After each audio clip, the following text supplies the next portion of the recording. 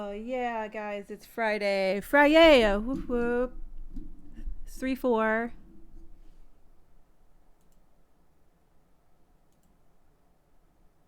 Happy March. It's almost spring. Yay! Cool. So, fun and games. I'll leave it to Alex now. Back to another Friday installment of Dungeons & Dragons on 20 or Die. For the past month and a half, the hero in real lifetime, guess I didn't think about that, the heroes of the Argent Oak have set sail south from the City of Splendor, that for many is their home. Headed for distant Chult on a mission for the Blackstaff they have aligned themselves with. En route, they came upon Negradia Island, a dangerous stretch of sand and forest that covered up a vicious creature and a mysterious secret. Ultimately, they left that island behind, sailing away from a more docile but not defanged island, and arrived at Port Nianzaru. Their planned first stop along the way to Samarat Reborn, the town of Saltmarsh. In Port Nianzaru, the heroes were warmly greeted by an ally from Waterdeep, Savra Bellabranta, who had secured for them an invitation of hospitality from Jabal, one of the 7 merchant princes who governs the independent city-state. On the second day of their stay in port, the heroes were descended upon by a small host of winged, lizard-like humanoids called Terrafolk, one of which was wreathed in the blue flame energies of the spell plague and able to manifest potent abilities that were not in the end potent enough to save the creature from the might of the heroes' combined forces. It was this plague that Vajra Safar sent you to investigate. This spell plague evolution, along with a more mysterious grey blight, only seen more recently. But both plagues were supposed to be more focused on the other side of the Chultan jungle, hundreds of miles away, not here within the walls of Port Nianzaru itself. In the aftermath of the fight, the party took a short rest, which you didn't cover on camera, but we decided to go ahead and do, because they had the time to. The party then left the walls to visit the dinosaur pens in Tiryiki Art Anchorage. There they assisted Savra in purchasing a Triceratop for the Griffin Rider to utilize in the Untamed Land. Now, as the hellish early afternoon sun lazily bakes the Chultan coastline, the heroes and Savra are still within the anchorage and are left to their own devices.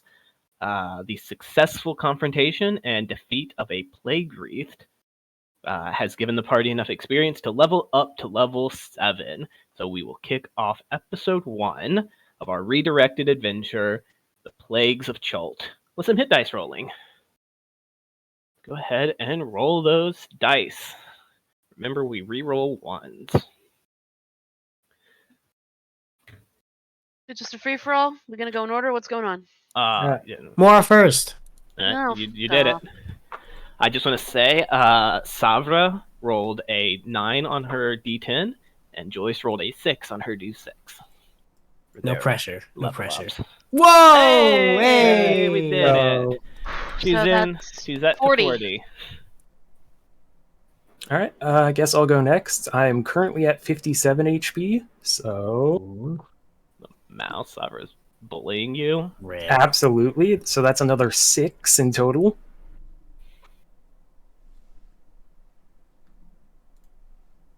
Sven! All right, D8, eh? D8. Come on. Oh. That's another 6 in total for me, bring me to 57. Wow, you guys! All right, and then lastly, I'm never allowed to roll first again. Alua, who took a level in her second level in Ranger. Yeah, She gets a D8. 8? Is it a D10? I think I always think it's a D8, but it's actually a D10. It's a D10. Yeah, it's a D10. Yeah. It's a little crazy that it's a D10, but it's a D10. I like rolling 6s, guys. Well, very multiplicative of you guys. All right, so it is noon. The calendar is back up to date. To remind you guys, you can access the calendar on the left-hand side.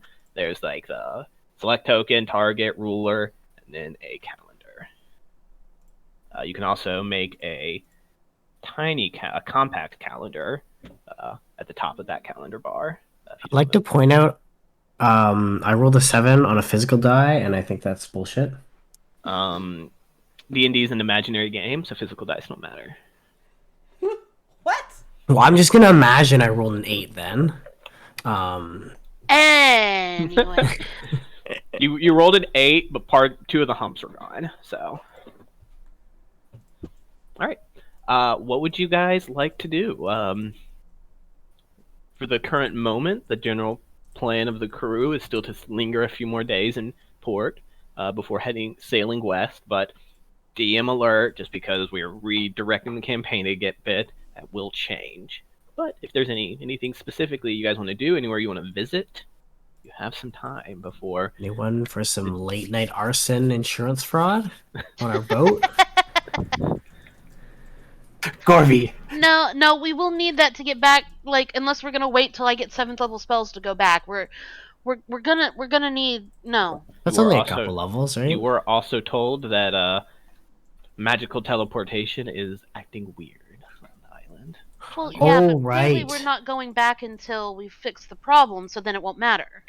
Yeah, definitely, totally. Anyway. That's fair.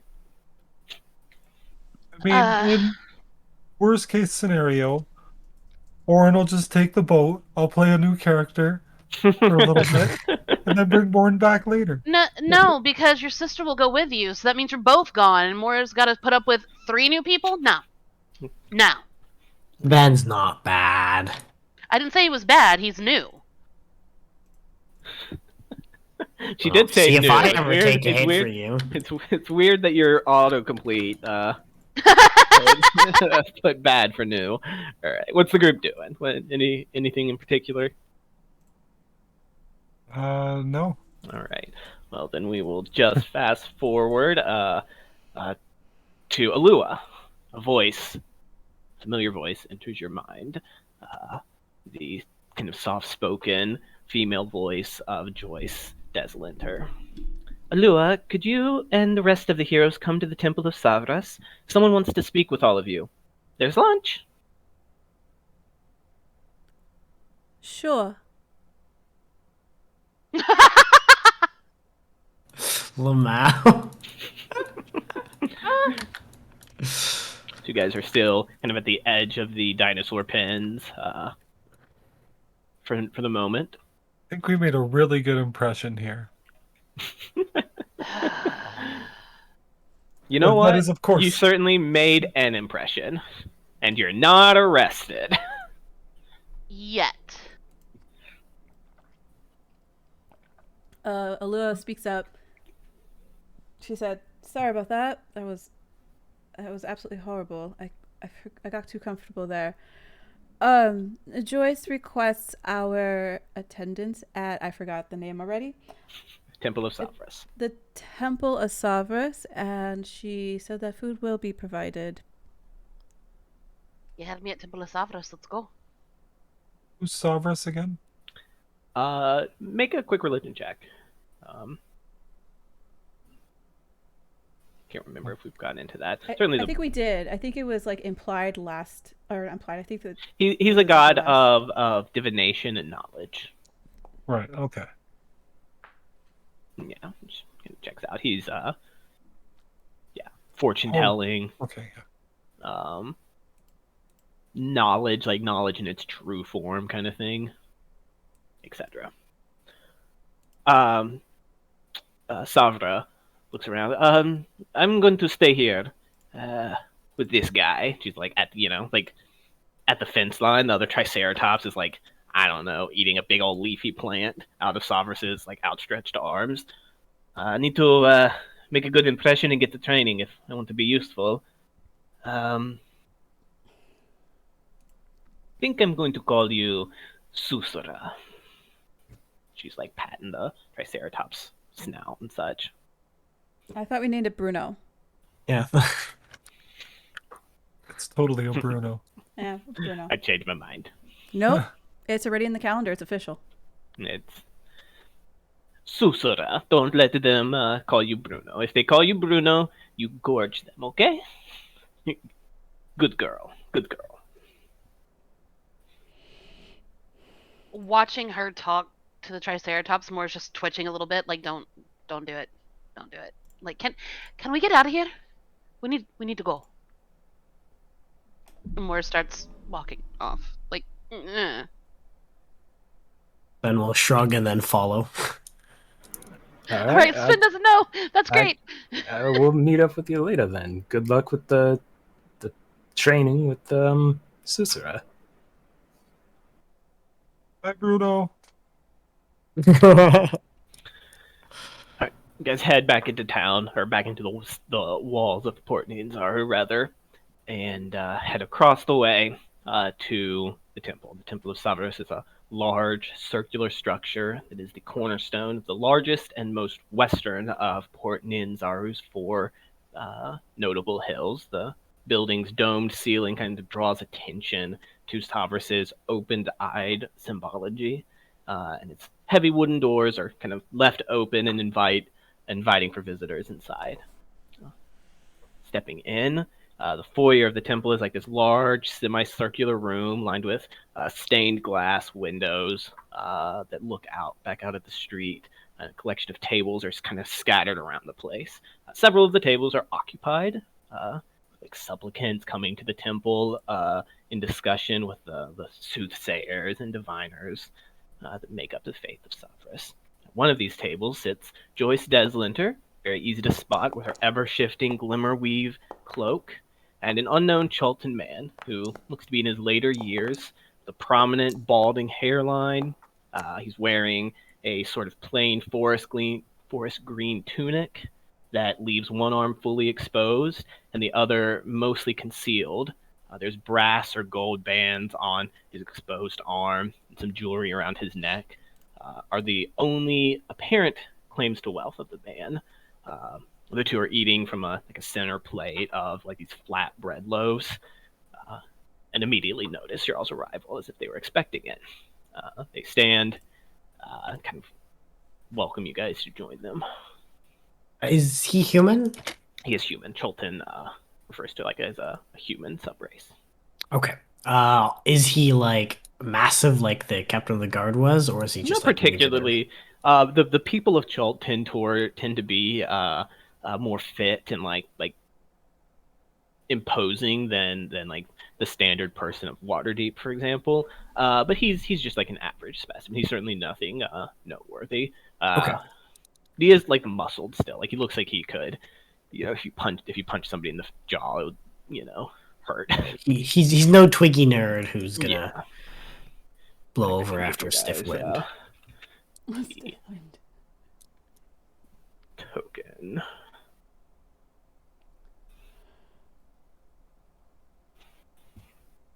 I really like that border, by the way. Yeah. Me too. Cool. Can we never mind. Okay, yeah.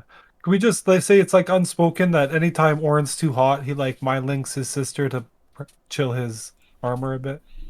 Because it lasts an hour. And it's Sure. Of note, like how effective it is might be a bit more placebo than anything. Because you still have all the hot air around you, right? But yeah, like it helps. She'll just keep her hand on his back and just consistently, just every 5-10 minutes, just cast. Well, it lasts like that. Yeah, it lasts an hour. no, it lasts. Sticking an hour. ice cubes yeah. down his shirt. Yeah, Yeah. yeah. Kind of Yeah. like what it's for. Yeah, that's why you Like- can have 3 effects of it up at a time. Hmm. So you do his his breastplate, his greaves, and his helmet if he needs his helmet on. Hmm. Boy, is his ass hot. Or you can even just do his pants and shirt. Don't even do his armor. Just do his pants and Yeah. shirt underneath. Anybody else? Or she'll ask anybody else? I don't The- think like It's probably- the scale mail is probably not unbearably hot, right? It's only medium armor. It's more breathable than heavy than, armor. I than would heavy say. plate. Yeah, okay. Have a reputation to maintain. That's fair. Respect the Um, branding. Well, this Chultan, he looks very much like a priest or cleric of some sort, like that clerical look to him. and Joyce are waiting for you guys to approach. Yeah, Is there like a Chultian greeting they do? They don't like bow. Do they like salute or anything? Um, it's nothing consistent, no. Okay. There's a lot of like outside influences in Port Nianzaru. So any typical greeting wouldn't be amiss. You know, Would bit of a bow. Sven know any kind of, religious greetings that would be relevant to this god, or? Probably not. I wouldn't think that Sven's had a whole lot of overlap with a god of divinity. Okay. All right. What's up, mate? Kind of. Sup, mate? Joyce just kind of like rubs the bridge of her nose slightly, but he doesn't seem off put. He kind of offers this like extends his arms out and it gives like a little, not like deep bow, but just a respectful dip, and says, "Hello, visitors to this fine city." The man's got like a rich, warm voice, like like the sort of voice that just like warms you up, like a granddad voice. He's quite old. And welcome to and excuse me, and welcome of the third eye. Watch your days. I am Zetembe, the father of this humble temple, and it is my pleasure to offer you a breaking of Kita and friendship. Miss Joyce speaks so well of you and your intentions, and shares with me some of what brings you south to the land of Ubtao. If you would please, we shall dine as friends while we wait for another guest I have invited to discuss the days to come. He just kind of gestures to the chairs that are laid out. There's about 8 empty spots, so plenty for you guys around this like square table. It takes the furthest, just secluded in the back or someplace. The furthest away from the guy. Sure, one of the corners. Or just like in general. Not from him specifically, just. Sven might take a seat nearest to him and Joyce and just say, your hospitality is most welcome and appreciated. We are glad to be sharing this time with you. Any help we can offer, we are glad to contribute.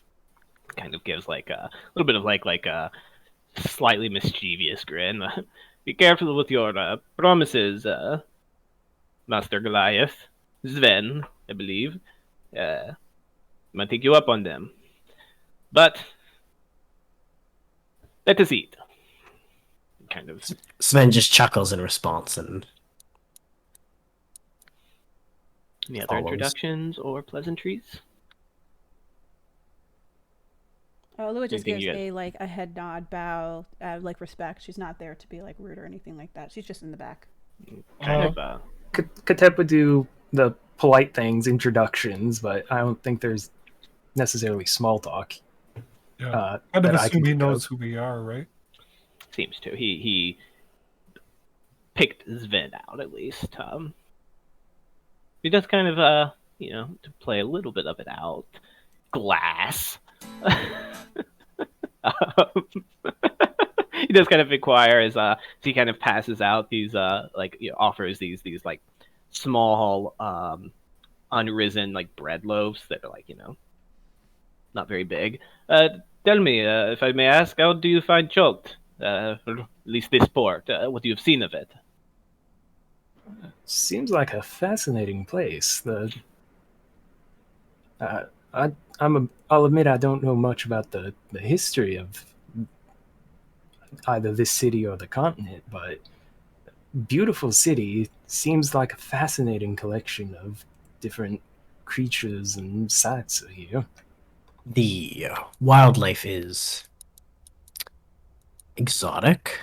Are you discussing the beasts of burden we surround ourselves with, or the excitement of earlier today? Little of column A, little of column B. Yes.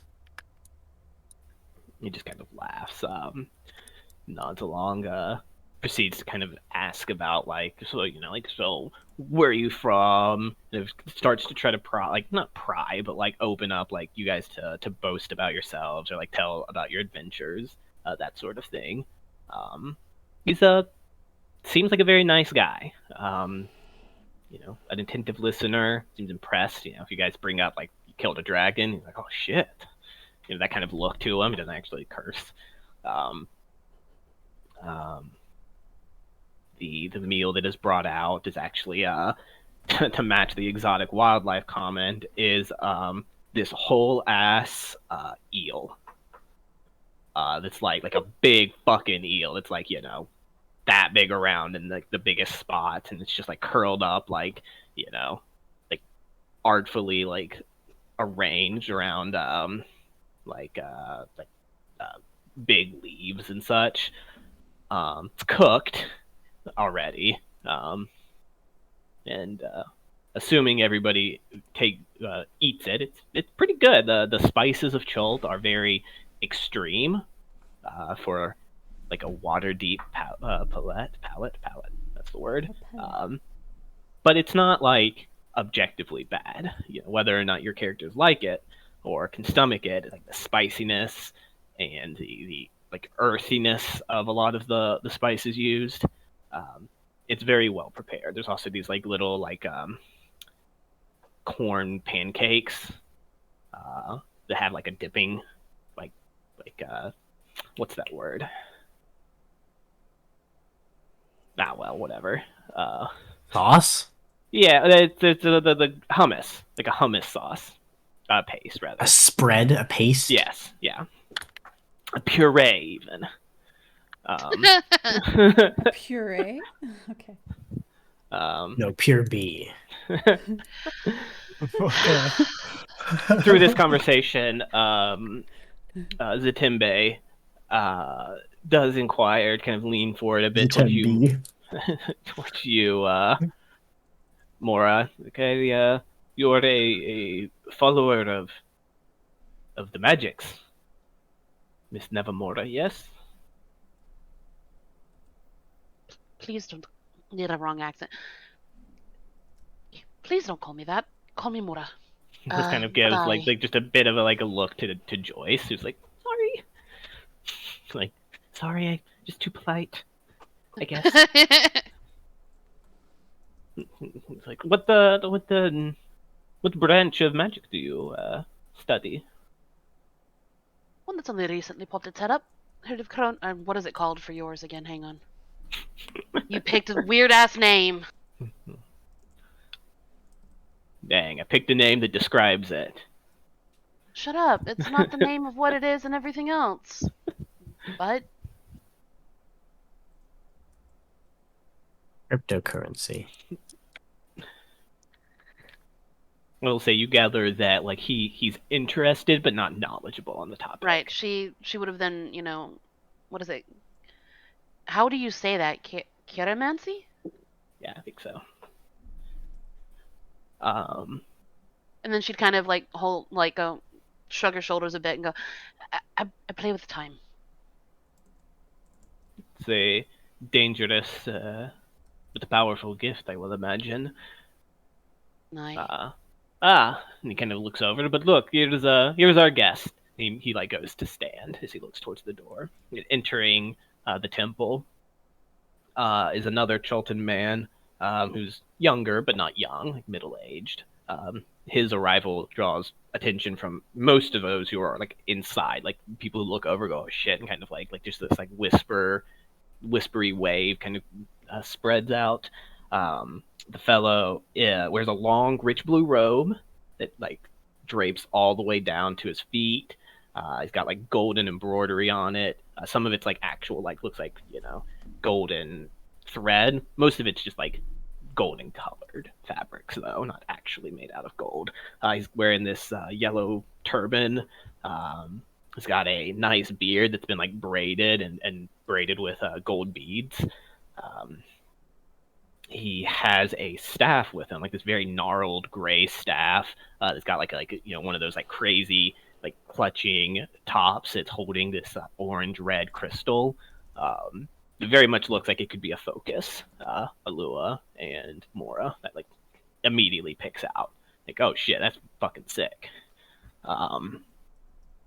He has a shoulder, like what word did I use? A pouch slung across his shoulder with that looks big enough to hold a few books, which it almost mirrors exactly the look that Mora has, where she keeps her spell book. He kind of begins to approach, and Zatimbo gives a very much more deep, respectful bow to this fellow. This is a kind of repeats the same. The third, I welcome you, Wakanga Tamu. Gestures. Wakanga forever. Gestures to those of you who are seated, if you're still seated or at the table. And may I present the heroes of the Argent Oak from the City of Splendor in the north. They're who I wanted you to speak with.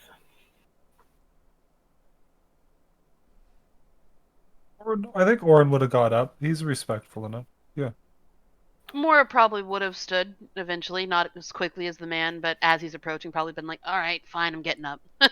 Yeah, Katep would have stood up to give a Yeah. proper greeting. Okay, Sven certainly would follow suit of any kind of. Mm-hmm. Yeah. one of the merchant princes of the city. And for those of you who went shopping, the guy who kind of governs magical items and the stuff. He certainly has the look of a Nerd. like a noble wizard kind of situation. He's Sorry. he's not as nerdy as some wizards, but yeah, he has that slightly stooped look, though it's not very pronounced, and very sharp eyes that look each of you up and down very notably. And this is another Chultan man? Yeah. Okay. Just for a reference, about 3/4 of the population of Port Nianzaro is human, and about 3/4 of that human population are Chultan. They're very much the dominant representative of the port. Okay. Yeah, he kind of moves forward and just offers hey, take a seat, please. There's no need for formality. I hate it. I can't stand it. But this looks delicious. He kind of moves to a plate that's been left for him. You're here in the city. I heard about some trouble out there near the harbor. One of the plague reefed attack. What was that like? Would you tell me? He's immediately digging into his food. He's not a very neat eater per se. He's not like horribly gross, disgusting an eater. But he's not refined. Believe some Terra folk, Mm-hmm. and they don't like strangers, and so they try to fly off with our friend here, Joyce, as well as she'll point to Katep's girlfriend. Oh, she will point to Katep's girlfriend. She doesn't say Katep's Katep's girlfriend's not- not here. Savra's not Savra's here. not here. Oh, Savra, that's right. Forgot she went to go hang out with Bruno. Yeah. I'm not going to remember the other name, so hey, it's Bruno. Brought this upon yourself. Anyway. Mora would then speak up. The blue one had a couple of interesting things it could do. I've heard about that. What did you witness any of them? What did it do? It did a screech of some sort that didn't affect me too terribly much. Almost broke my concentration on my spell, however. Seemed to be able entirely- to reposition in an explosion almost. Yeah, phased through, Right. and it left a line of magic, and then it distorted wherever it was, and created quite a lot of havoc in the radius of that was next to it. Interesting. I've yet to witness any of the plague wreaths with my own eyes, but the stories are trickling in. I've heard similar such from all manner of the creatures that are bothering our peninsula.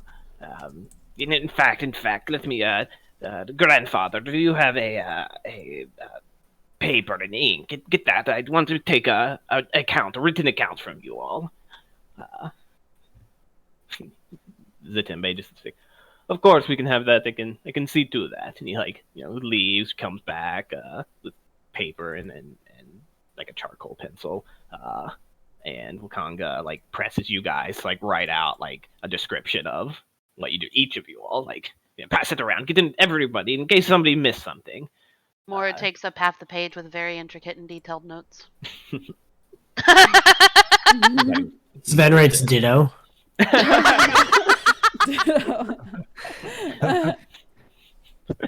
Alua starts also illustrating in certain portions and like pointing with arrows, like this is where the this is where like the scales were, this is the color, like illustrating what was written.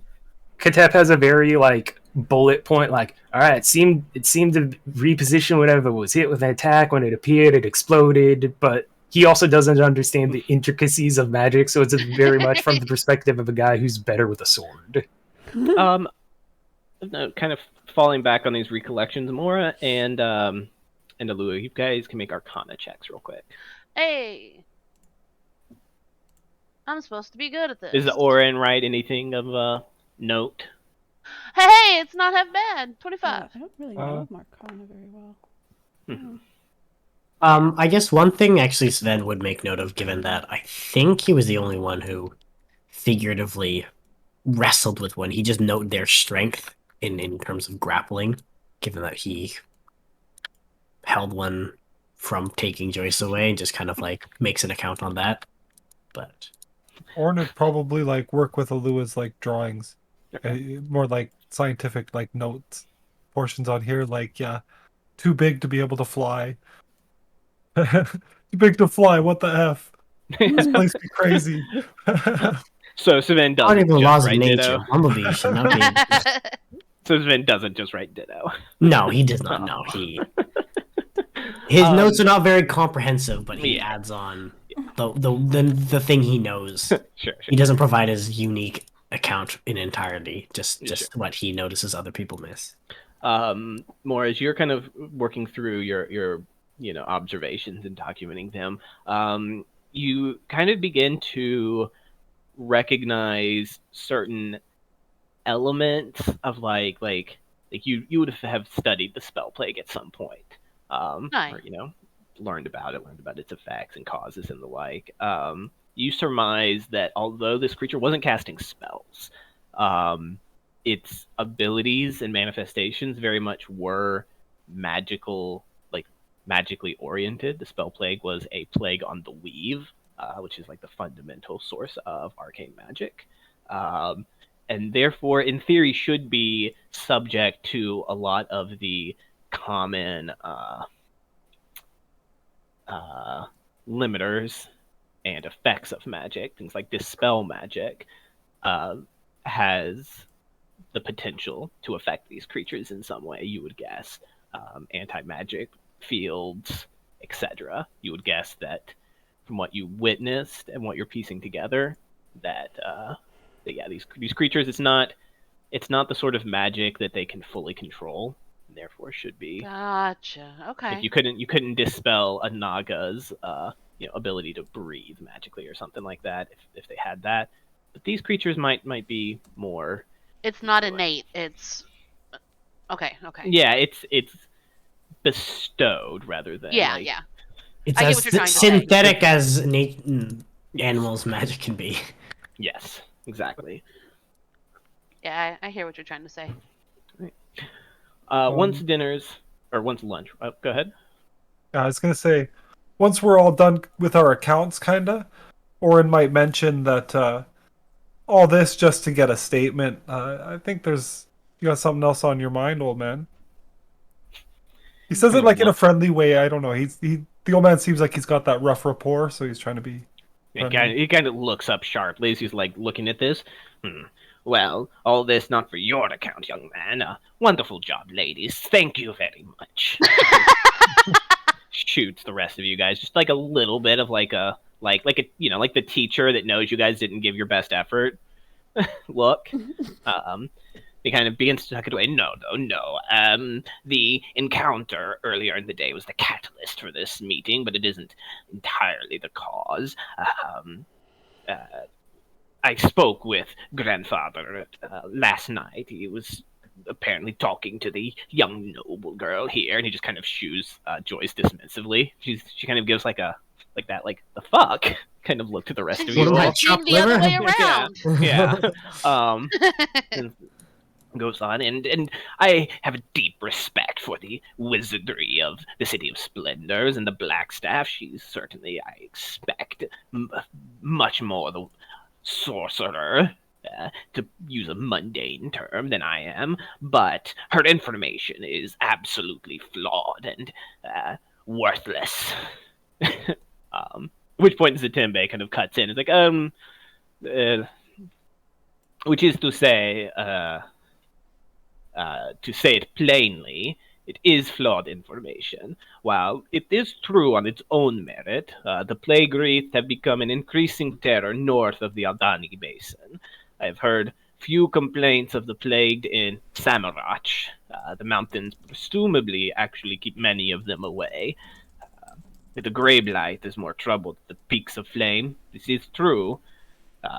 But, and this might be easier. You brought them something, didn't you, Wakanga? Like, oh, yes, of course. 1 second. He, starts ruffling through his sack and pulls out a map of Chult that he spreads out on the table. Oh, Liddy. Sweet. Let's do it. This- New Chult. Nice. Much of the interior of this map is blank. This is very much an unexplored land by and large, but a few things are mentioned. Do we Zatembe have kind this of. map? You should be looking at it now. Yeah. Like, can we have, like, do our characters get to Yes. keep it? Yes. Nice. Well, it seems to be the implied thing that it was a gift. Zatembe mentions, kind of points roughly to the center of the unexplored area. The Aldani Basins in this region, less densely jungled area, but still dangerous. Regardless, here, and he kind of tweaks downward. Traveling to the peaks from the east or the south is much more dangerous than from the north. The lands of ash and smoke devours those who entered, and there are many unspoken and unknown horrors in the Valley of Dread.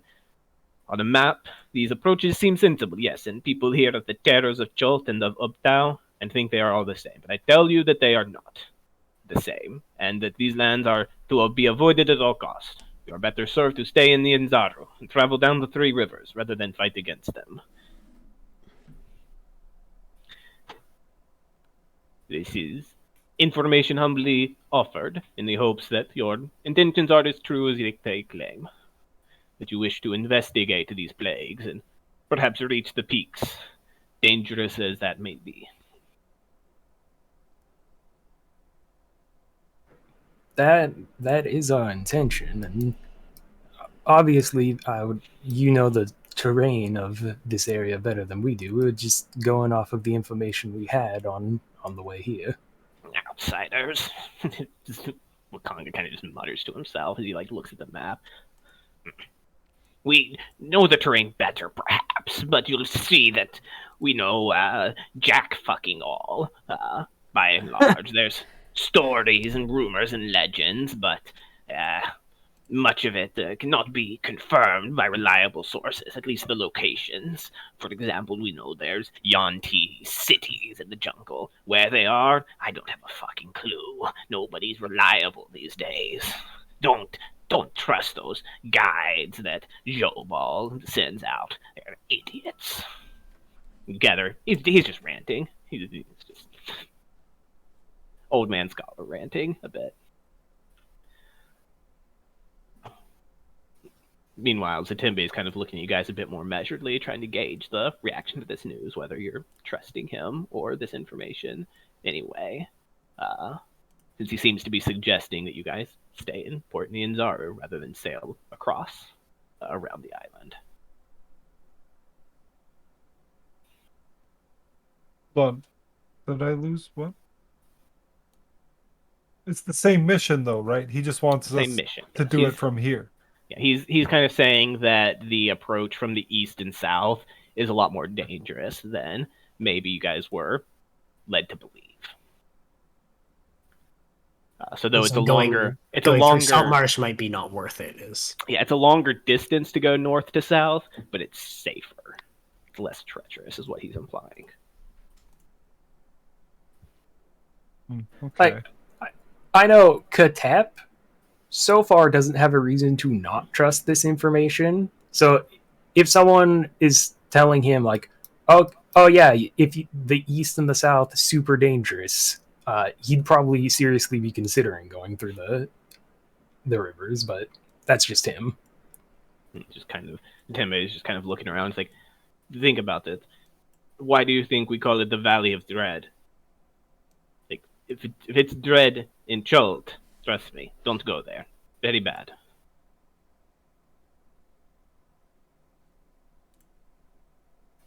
Right. Well,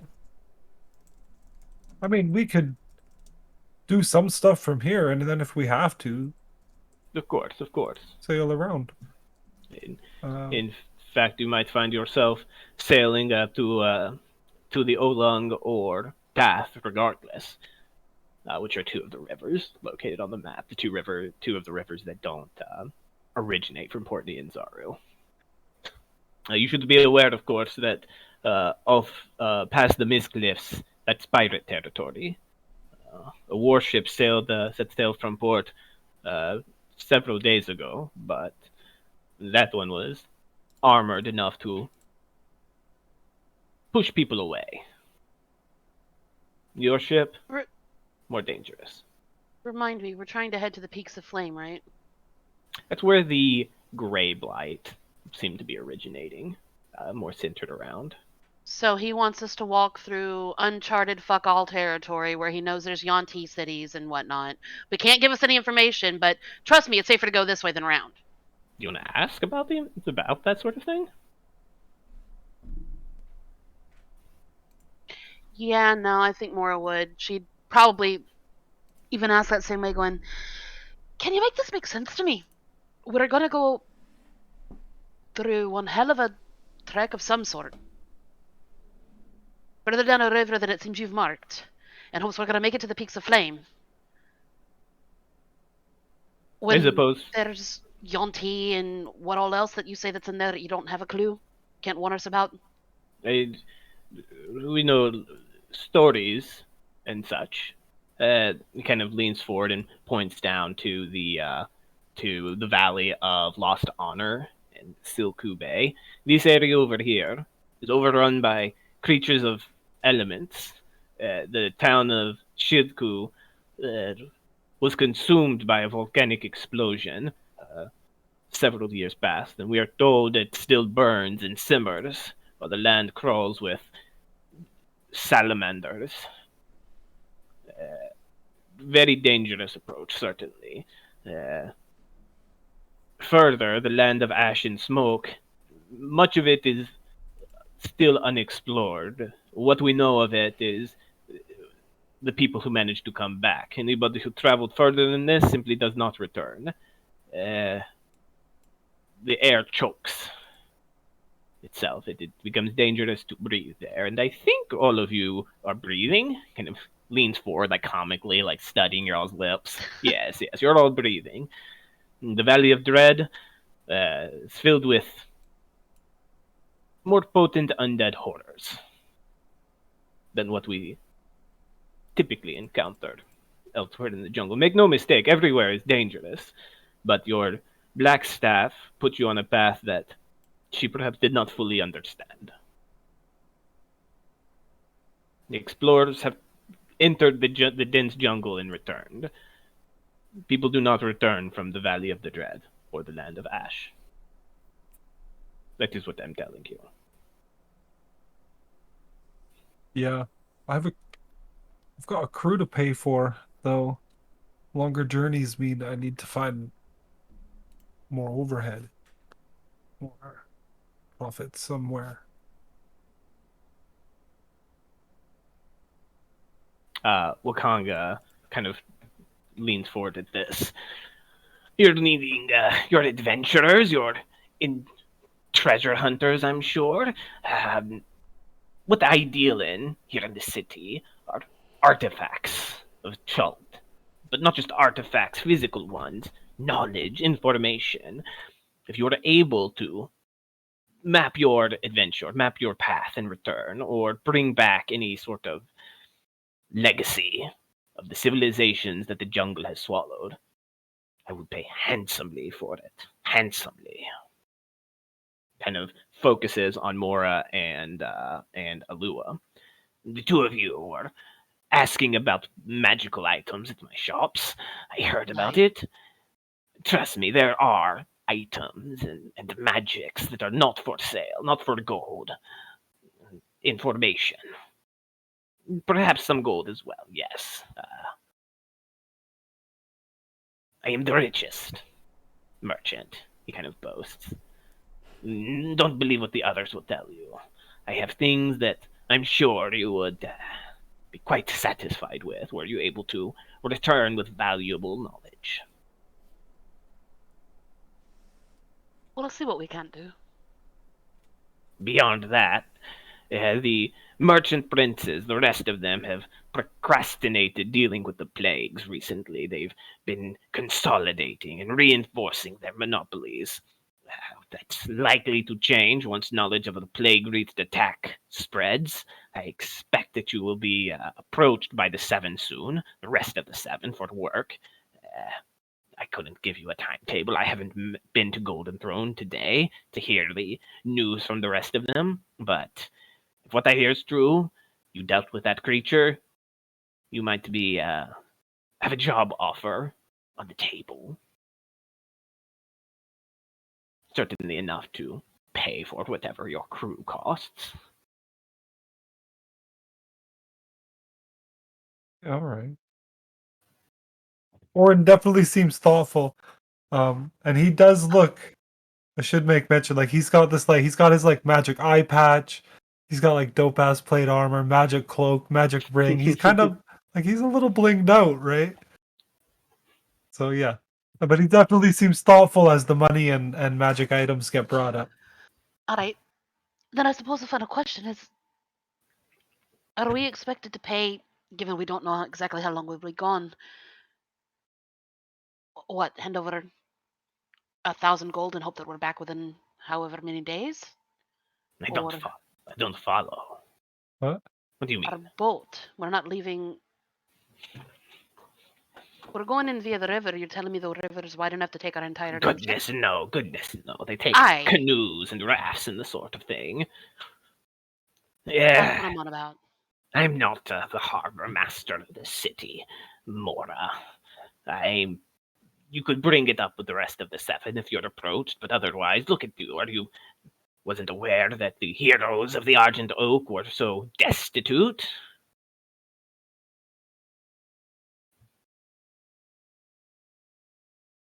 She's kind of giving you that like grumpy little like glower. We're just kind of like scratching at her beard with this look of, I'm gonna throw something at him. If you're looking for something to do, I maybe have a suggestion. If the open ocean is calling you that hard, dwarf, that you need to be out of port. No, but I'm a dwarf. We hate spending our money when we don't need to. Here, and he points to the map, to a spot called Kirt Sabal. It's on the eastern side. I'll ping it. This place. It is a monastery of Erakokra, the bird people. Their leader is in tune with the jungle, and often hears things and sees things long before we learn of them in Port Ninzaru. It's a dangerous region, but if you're desperate for a lead and information on these plagues, confirmation that the route we're suggesting is the sensible one, you could travel here, find the monastery and talk with its leader. They're a good sort from what I hear, peaceful and all of that.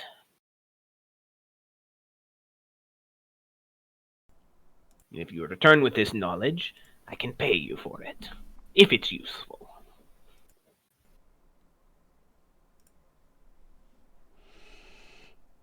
Alua's gonna mind link to her brother and ask, should we ask him, if he's so knowledgeable, about the snake lady on that island?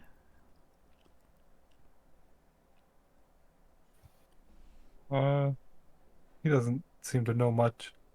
You can We ask. are like several days away from the Negrati Islands, right? Yeah, about 300 miles. Yeah. Well, not several. Okay, 3 from that place. Mm. Because it took us 3 to get here. Mm-hmm. Yeah. Yeah. About 300 miles. Or we got here on the 3rd day. Same thing. You guys travel about 120 miles per day on your ship. Or perhaps maybe these snake people could also maybe know about. I forgot the deity name. Devasia. Devasia. Devasia.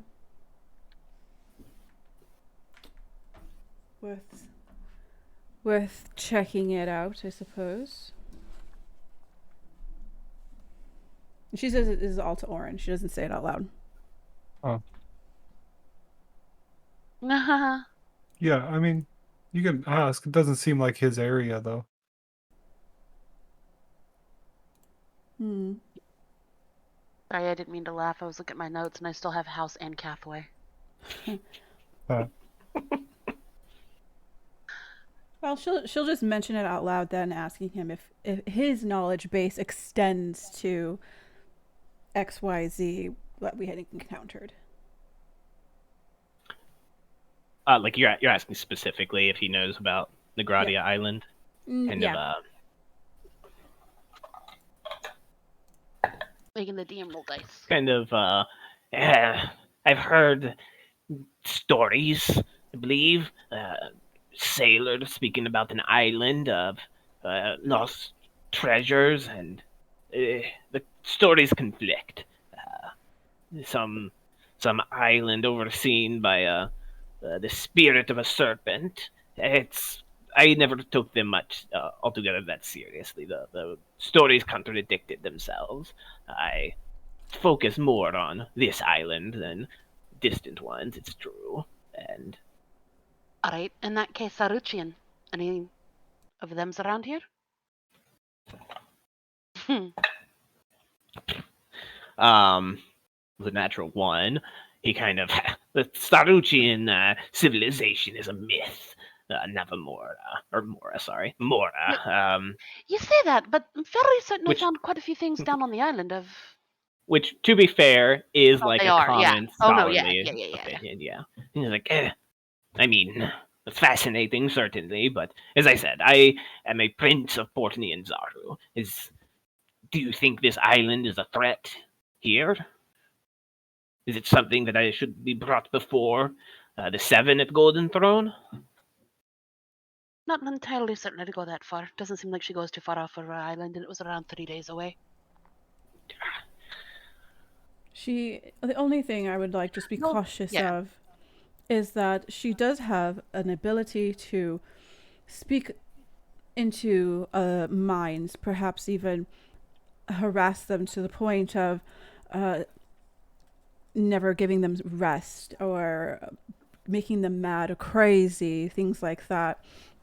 So if anybody is going to be near that island, just know that it is very particular. I'd say as she's talking, Mora's reached for the paper that they've written on, taken it away, turned it over, and is now writing out, makes plant-based fuckery, and yada blah, blah, blah, everything they saw there. Yeah, exactly. Plant-based stuff, things coming out.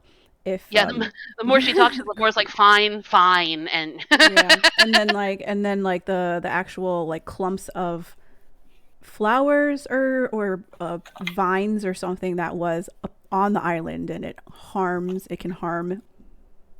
It's strange. Okay. Just caution. She seemed to want to get off. She wanted to boat. That is clear. Okay. After Okanga takes he definitely is watching with interest. The more you scribbling this down, when he takes it back, he begins reading it. You're being full information about this place that you know of. Yeah.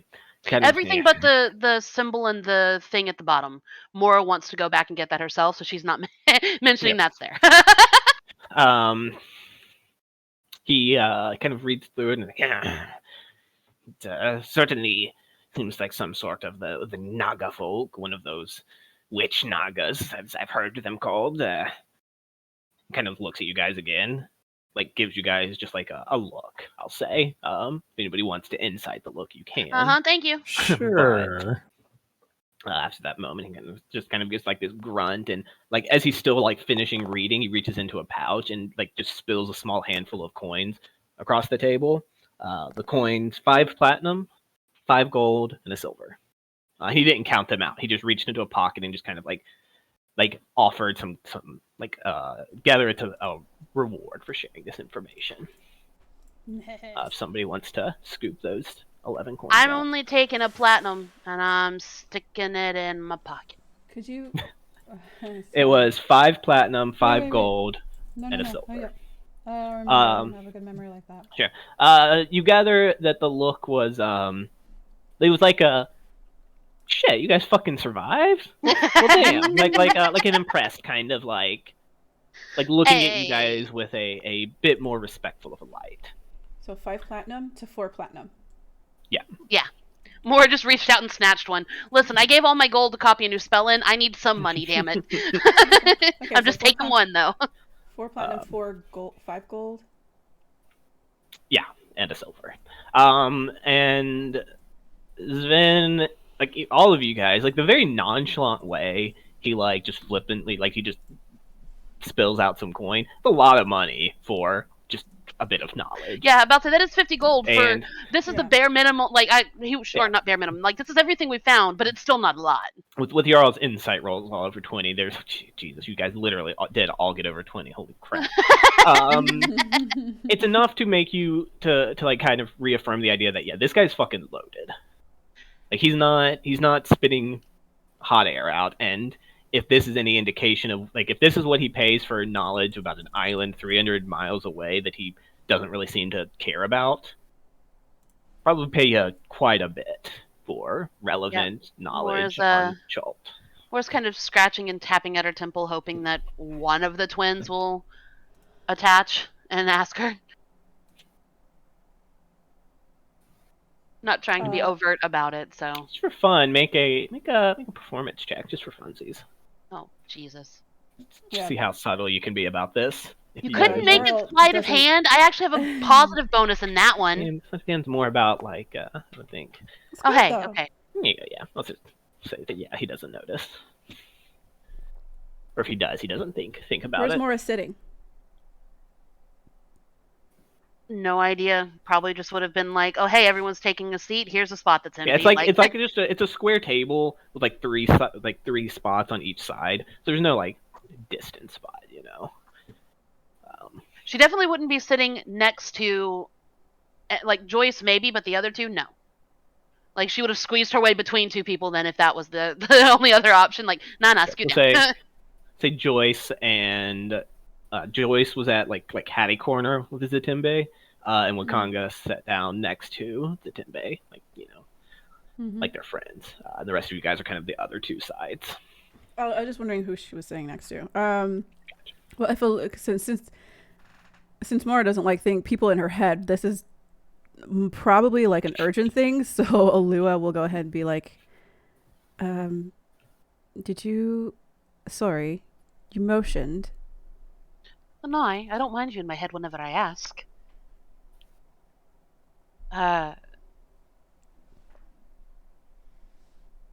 Strangely enough, it's nothing important. Remind me whenever we're getting out of here if he's going to want notes and he's going to pay this for it. We need to grab a couple of journals. Of course. And more is going to become like a fucking, like, everything's logged. 4 hours walked this way. 4 hours. Yeah. Anyway. All right. Oh, that's all it was. She just doesn't want the money bag, which you are, to forget. While like you guys are copying over the information about the Gradia Island, and Wakanga's reading it, grandfather Zatimbe kind of leans in and has a bit of a side conversation with like everybody but Mora and them, right? Their Right. focus, and just kind of quietly mentions, you should know that Savarus reveals to me that the blight is hidden from his sight, that there are malevolent forces working against the good of Thorol here. Uh, Forgive me for not being incredibly helpful, because the Yuan-Ti are capable of such obfuscations, as are the commanders of the undead, and perhaps those who dwell or who align themselves close with the fires beneath the world also have this power. I do not know more than that, only that whatever this new disease we hear of, this new corruption is being, there is some force of evil behind it.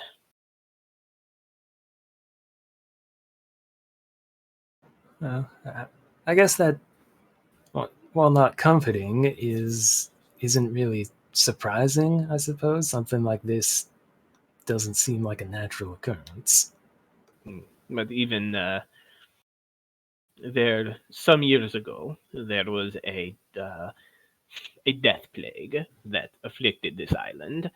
Uh, it was a terrible sort of thing that stole away the souls of those slain and wasted away those who had been returned from life. Regardless, this was that plague was different than this one. We could divine information from it. We could see past the veil of its creation. Here, there's been nothing so far.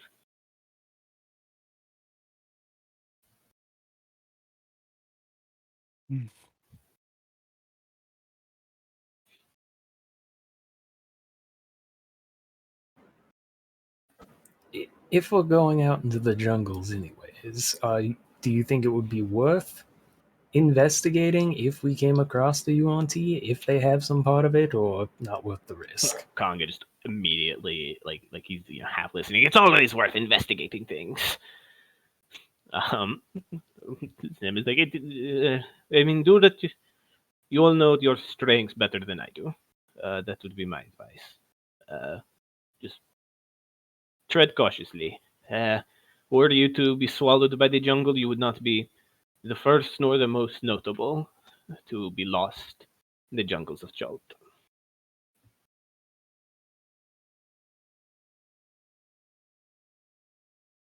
What? Nothing. He doesn't want to be a Gorby. He's not going to do it.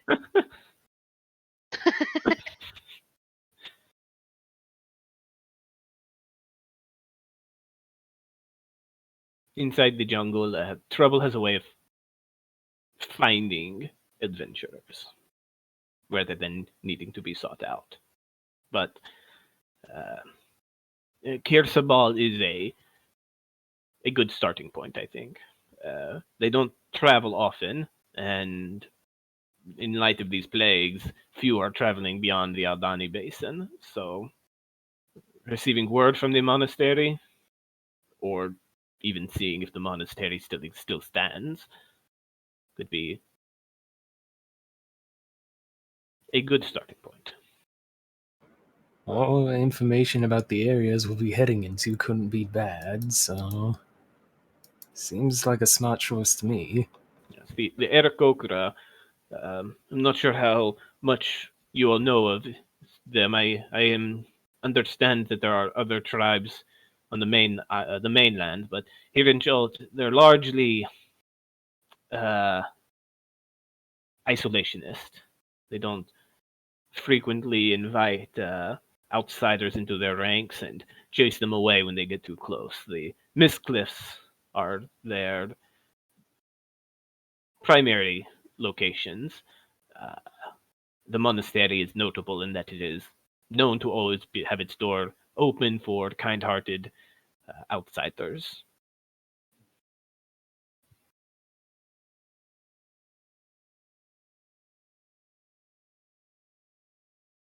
But more than that, I don't know.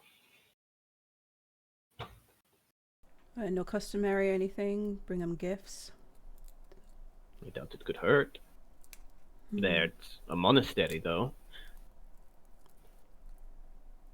There's plenty of things a monastery could still need. By all means. She's just thinking out loud. Tonga kind of finishes up his deal with Mora and such. So, let me ask you this. Is it, are you going to still sail across the wild coast? And risk all the dangers of the southern shoreline? Or be sensible?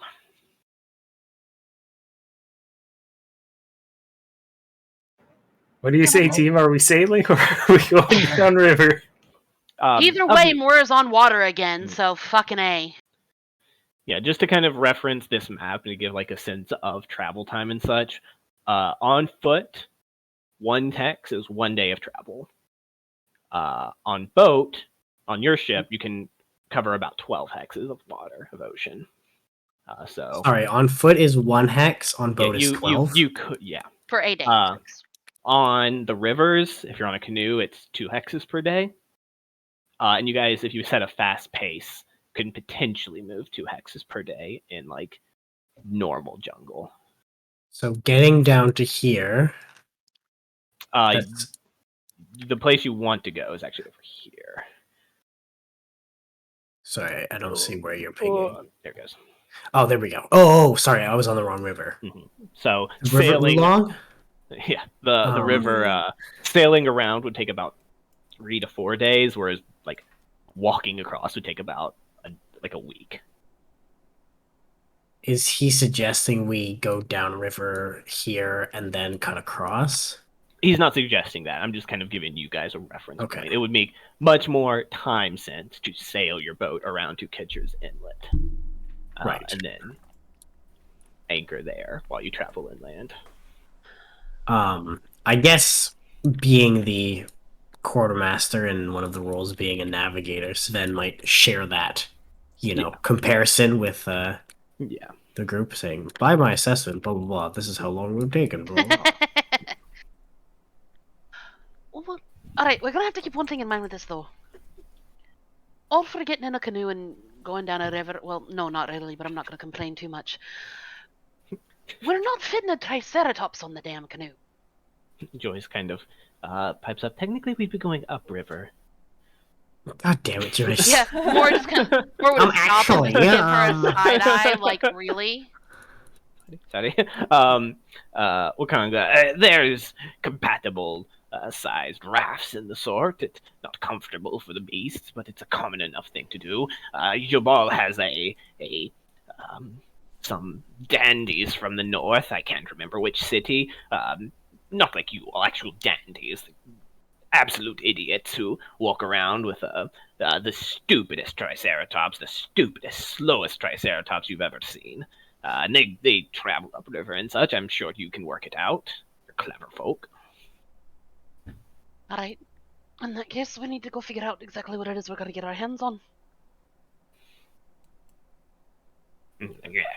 We've got things to do that aren't sitting here listening to people complain. Yeah, we'll figure it out. And I'd say after Mora said complain, she's probably like grabbing her bag and shifting things and going. He says complaining. Oh yeah, only Mora's allowed to complain. How dare you? Zitambi tries to catch your eye. Just kind of give you like a now kind of look like a grandfatherly quiet scolding. I haven't had one of those since I left home. Don't do that. No, Wakanga doesn't to respond to it. Right, yeah. Shuffling through stuff. Alright, you guys gonna make your leave? I need to ask the group something just really quick because I'm looking at my inventory. We sold Milky Loser's book, right? Because it's still in my inventory. We couldn't sell it because it's made out of human flesh. Right, and no one wanted it. Well, I don't think we even tried. Yeah, totally. I think we were like, maybe no question. We're gonna take a loss on this one. This is how we get on a list in Waterdeep. Yeah. You should maybe just hold on to that. I might multi-class wizard. Okay. I need my flesh book. No, I was just saying, arcane trade things. These guys don't seem to care so much. Maybe they want flesh book. That's not necessarily a horrible idea. Well, the trading. The Not flesh right book now, is yeah. generally a horrible idea. Is a Yes, there very was quick. proper consent given. There was definitely not in Milky Lucifer. Anyway, you were saying. As a very quick aside, last session I mentioned that heavy armor is twice as expensive in the market. It's actually 3 times as expensive. Jesus. Good, Good it's a thing good we, thing I brought my own. Yeah, Sweet. really. So yeah, it's a good thing you guys went shopping before we It's a left. good thing we potlucked this. All right. Well, okay. So, are we leaving the temple? Can we talk without ears listening in? If you'd like to assume you guys just kind of make your Yeah. polite farewells, etc. Right, Yeah. yeah. Moore would have done that, got caught the look and been like, alright, talk to you later. Like, I get it, I'm being a bitch, I'm leaving now. As you guys are moving to leave, and like the other two, the two Chult men, make to be about their business as well. But Sven, grandfather Zatembe, kind of catches your arm real quick and says, "Just a moment, Mr. Sven. You should know, Yes, Sven, please. of course, you should know that it's like he's definitely struggling to figure out the right thing to say. Be careful who you trust in this city. Master Jabal certainly has intentions at heart, but like very quietly, like whispers this to make sure nobody else overhears, and kind of leaves it at that before offering a bow, tip of his head. Yeah, I guess quietly Sven might just return. We will heed your warning. Thank you for your words of caution. And again, your hospitality. So once outside, Moore would just speak up to, I'm looking for that man, I don't trust anybody. That would have only been Yeah. told to. Yeah, that would have to been. Sven. That was just Sven? Sven. Gotcha, Yeah. gotcha. Yeah. Hey, Oren will I'm make cool sure with to grab this. Oren is proficient in navigator's tools. Alright, Right. so you I get feel to like draw. that might be useful. I get to keep, yeah, you get to draw the map and help us with all that. I get to keep all the notes. I think he making doesn't- maps he- is yeah. cartography. Oh, He can. boo. He can read maps and gauge how long we're gonna take and what we'll need. Yeah. Yeah, I'm sorry, and I would say that Oren and Sven, probably you two in particular, having been a bit more world traveled, and certainly more in like jungle area as opposed to Mr. Desert Tep there. Maybe even Alua, though I think you're more, the scholarly sort. You guys probably understand that although this map shows just like a jungle, there will be sections that are much harder to traverse. That aren't clearly labeled on the map. You would expect deep jungle areas could be very awful. Just write UNT over all the obscured area. Yeah. No, yeah. Jungle is awful. Don't does- expect 1 hex per day to always be the rule. Does Sven know anything about the Yonti? Like, are they common enough knowledge, or are they a local or academic? I would say it's definitely a academic knowledge, but you can make a nature check to see what you've maybe heard with stories and such like that. Also, given my early days, would they have any kind of? Not up where Okay. you were. They're more southern. Okay, sorry. What check did you say? Nature check. A nature check. Okay. As a reference point, by the way, you guys, all these locations on this map, the ones that pop up when you hit Alt, they all have a bit of information attached to them. This is information that you guys could gather about town, like hearing things about places. If you don't want to know the knowledge, you don't have to, but it could provide some nice things. You just double click the points and it should bring up the journal. Yeah, like of Yonti, like snake people, evil, worship devils or some shit. Like lots of like very like, hey, they're a very evil race that people tell stories about, but concrete knowledge, not so much. Okay. Alua and her background. Does she have additional knowledge? Not from the background specifically. Let me double check something about Yonti. Double check if I think they're monstrosities or human. Yeah. I think they're monstrosities, not aberrations. Yeah. Oh no, I was thinking background in terms of the archaeology. Yeah. You can go ahead and make a nature check as well. Let's say. or history, nature or history. One will give you more about the evolution of the Yanti. One will give you more about their abilities. Are they? Oh, that's the actual race for Yanti. Don't want that. Snakes. Shoes. Eyes are always snakes. Yeah, like they're a very old-lived, very much an old-lived race that's possibly descended from a different ancient race.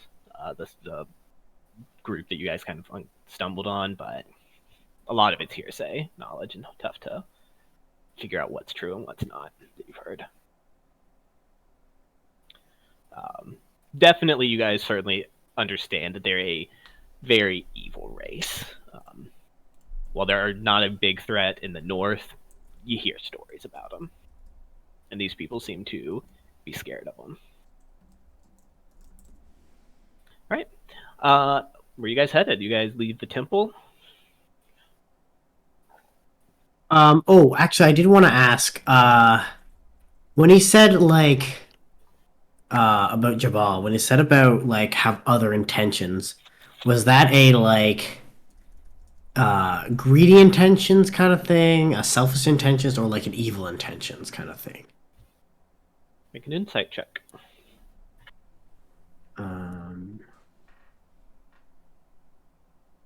Yeah, I guess, or also just a general just don't trust. Yeah, I'll say it's a DC 20. Ooh, Yeah, 19. Definitely a warning. But he was careful not to elaborate, so Right, it's tough okay. to understand. So, as far as that, it's just watch your back. Generally, okay. He might not be what he appears to be, kind of. Right. Sort of thing.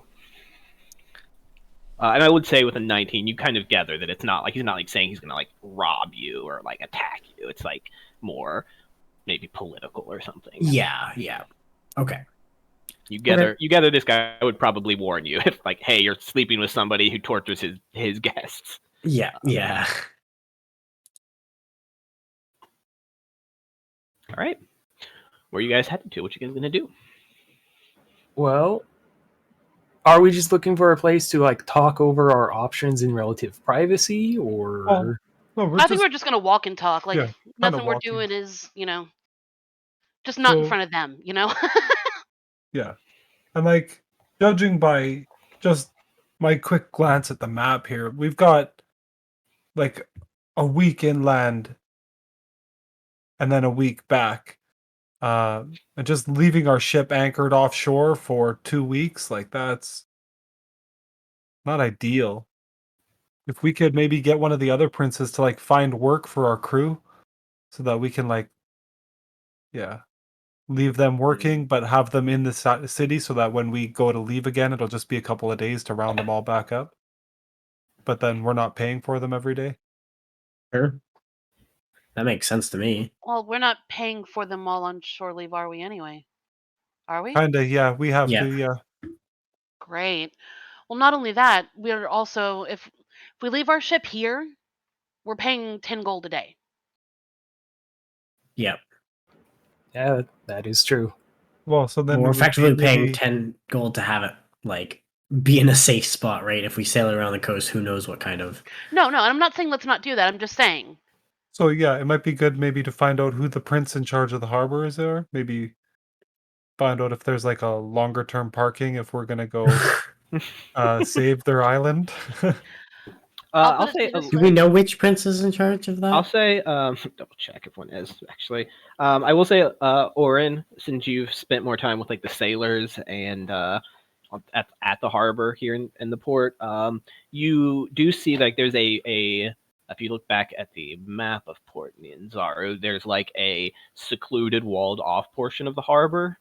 The northwestern edge of it, that is a harbor that's dedicated to the use and of the let me get my words out. The use of the princes and their distinguished guests, like people who are authorized to stay there. You don't know what that means per se, but that section of the harbor, there is a special section of the harbor for the princes. Oh, okay. Because yeah, Orin kind of uses it like a houseboat when it's docked, and I think a lot of the crew we would need to make it available for them to do that too. Part of like why they stick around when we need them again in 2 weeks or a month. We could be a month inland. That's yeah. No prince specifically controls the harbor. Okay. So probably something that they all kind of jointly oversee together. You guys do understand both from what Wakanda was saying. Oh, fuck, I said it. I said Wakanda. God damn It's it. canon. It's canon. With what Wakanga said, and from talking around and listening to chatter about the city, that Golden Throne is kind of their palace of sorts, like their government hall, and people can, that's where they all meet and like make formal laws related to the city. That's where their parent council meetings are. Mm-hmm. Okay. So if we wanted to meet some, that would be a good place to. Would be the idea. How easy getting an audience is, mileage might vary, but Wakanda did say, God, I said it again! Wakanga did kind of seem to suggest that you might expect to hear from them Right. soon. Right. Government timescales can be very vague. Okay. So So if we are expecting a summons or a conversation, we should have our own questions prepared. indeed. All right. Good Sorry, I call. may or may not have half passed out. Questions for what? The Golden Throne, the princes, given that our friend Wakanga informed us they may be seeking our services. If they are expecting a summons, we can be ready with our counter offers, questions, perhaps accommodations for our crew. Right? Don't see why not. Not like I do any of the talking anyway. Perhaps we go. So, we're One leaving the second. boat here potentially. We're gonna need canoes one way or the other. Do we go buy those now or? Canoes. What about a river yacht? No. No. Is our new friend Bruno joining us? Was that implied? Savra seems real keen on keeping herself she seems to be a mounted combatant. I can English, I swear to God, guys. Seems to be what she does the best of her fighting. And Moore kind of makes the face. I'm certain I can talk the damn thing onto the whatever we get. Well, I'm certain. I hope I can talk the damn thing onto it, and if not, aid her in doing it. One of Sven's eyebrows skyrockets. Moore just makes his face of, don't worry about it. Please tell He me it's doesn't the say anything eyebrow more. above the eye patch.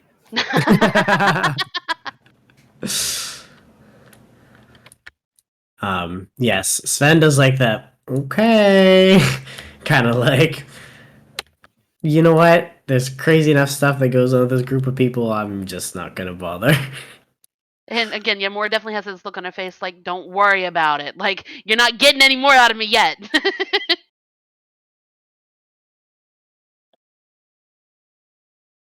All right. Any other matters you guys would like to attend to right now? Any other discussions short term? I guess to answer that question, I think Sven might just express that I think perhaps the acquisition of supplies and whatever transportation should be requested closer to our departure. Would not make too much sense Alright. to have it waiting and for several days if it takes us a couple days to depart. It's only gonna take us a couple of days if we can't figure out what to do with our damn ship. We're already set on going out. That Besides, we've only got 2 days left before we got to end up paying more for the boat being docked anyway. Either or, I trust the lot of you. We'll figure it out. It's probably best to hold off on trying to get things like rafts and too many provisions until we know for sure what we're doing with the ship and the crew if we're going in on land. Yeah, I'm back. We're back. So do you guys want to like start looking into those sorts of things? Seems like it would be a really good idea to. Yeah, we can So- look into it, I guess. We don't want to Rations. agree to anything until we have any kind of extra instructions or requests from the Do you guys want to try to council. get a hold of the princes or anything like that? You are staying with one. Some of you have the hospitality. You might, you certainly don't have any. Like, it's not like Wakanga didn't seem to like imply that the message was like imminent, right? Like the summons. So you're not sure if you actually will be approached by them or when that would be.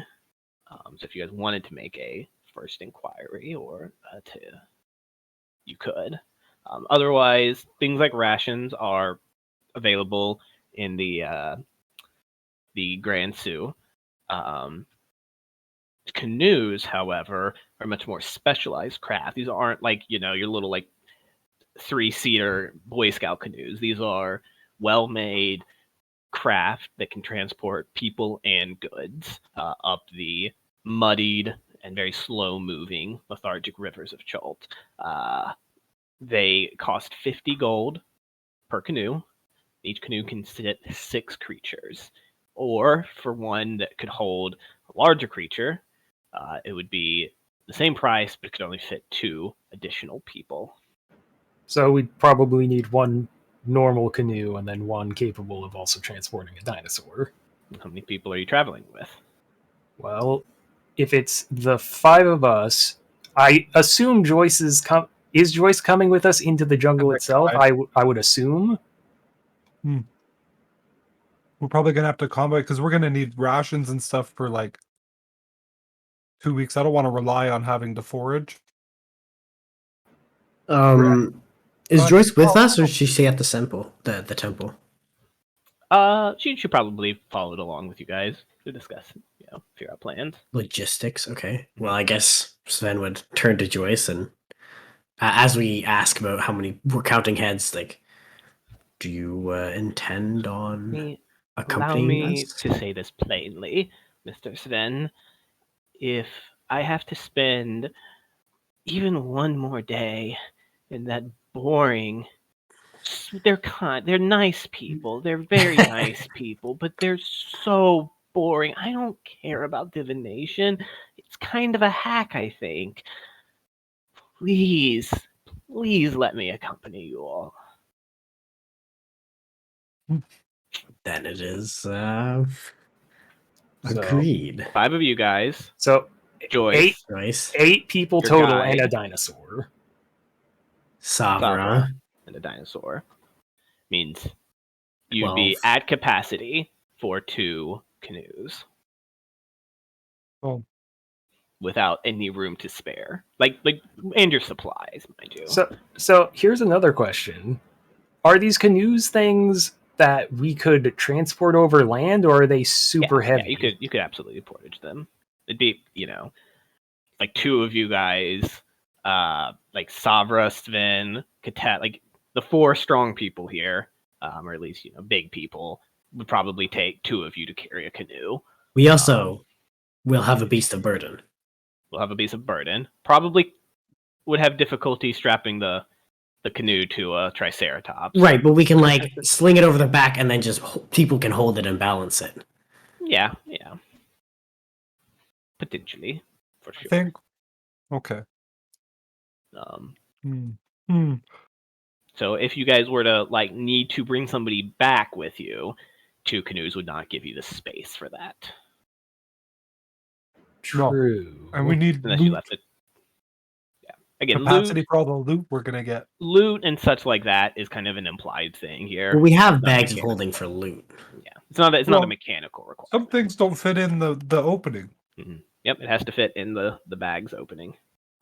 And I assume it's 6 people plus room to store like supplies. Yeah, that's what I've been. Yeah, you don't have to consider like weight capacity necessarily with these. They just list 6 medium creatures and their supplies. Right. The 6 the doesn't mean capacity. you're putting down the back seats for extra trunk space. It means there's Right. trunk space plus the 6 seats. Right, but mechanically only 6 people, no matter what you do. I'd say, just because it keeps it simple, and it's what's in the book. So either 2 or 3 would be the idea. Though, yeah, 3 might get rough to transport. Yeah, 3 would be an issue for the extended period from going from one river to the next, it looks like. We have a levitation spell. Looks at Mora. I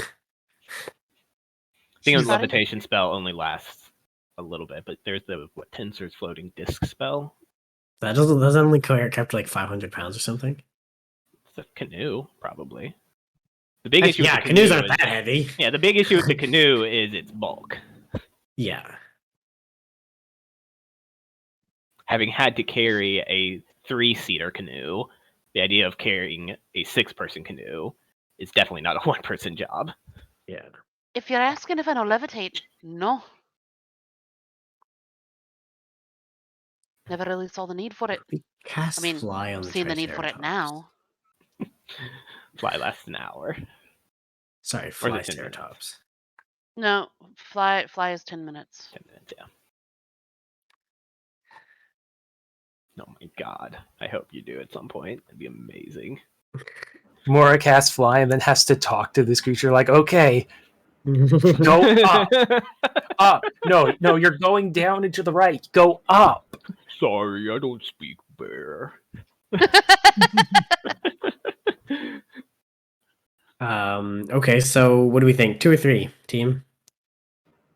Probably 2, just for the sake of transporting it over land. I Now, would just to mention it too, like if need be, the Triceratops and like could Savra could like follow along on the bank or something like that. Like just throw like there's solutions if you guys did need to add. But I'm these assuming, on the like- back. Yeah, I guess we could take an extra long time on the way back. Yeah, if it were required, like if something came up, I'm just saying, like if you found like an injured person out there that you were like, oh shit, we have to come back with. It's not like, oh well, we only have enough room for 6. We'll just Sucks to suck. There's solutions there. we'll find a way. We'll put you in the trunk. They can ride in the trunk. The police probably won't pull us over. All right. So, I guess my question to the group is: do you guys want to inquire about meeting with the princes, or just kind of proceed with plans for this journey? Do you want to wait until you hear from the princes? Do you want to go out, come back? What's the plan with that? You just want to focus only on this journey to Kir Sabal? I don't know. Well, we're making Port Nanzaru our like port of call. That's the idea. Yes. So then It's either probably this wanna- or far, far away. Yeah.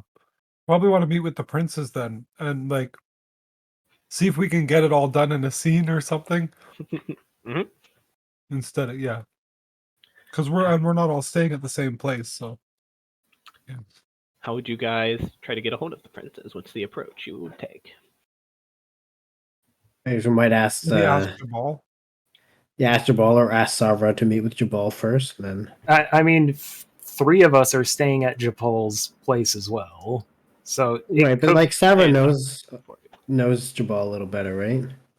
She's been there a few more days. She was the one who arranged the lodgings for you guys.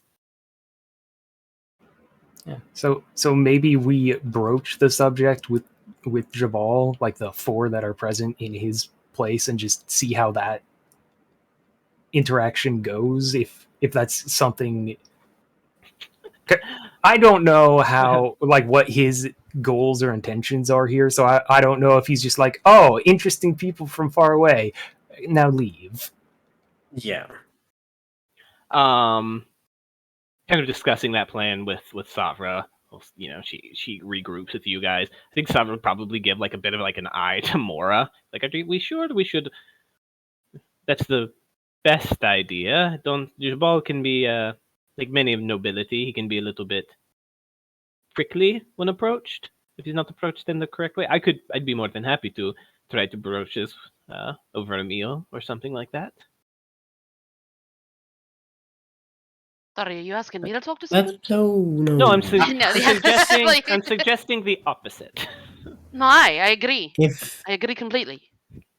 I think we trust in your ability to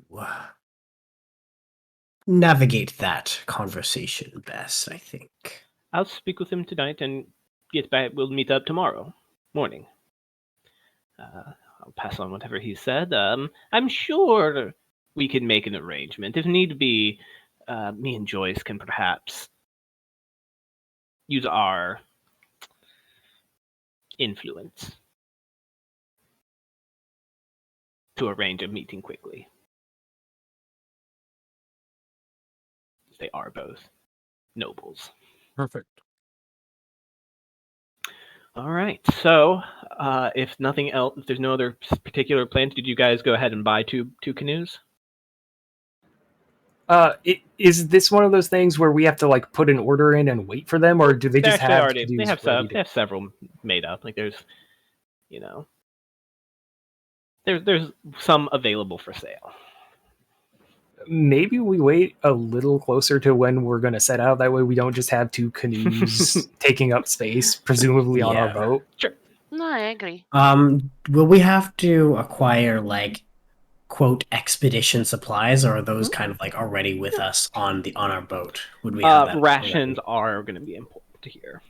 Oh, I'm gonna make sure to buy a machete.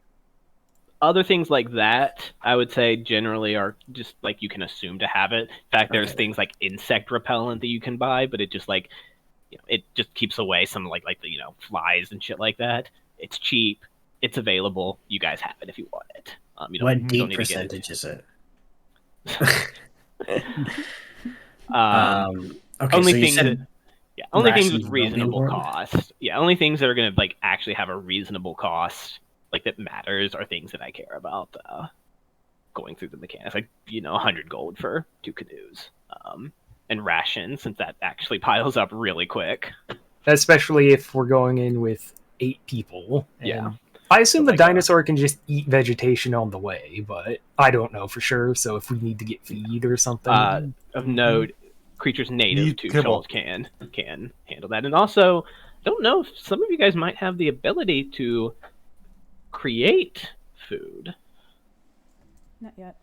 potentially, Alua would like. Oops. if that's something you guys want to consider. Wait, do I?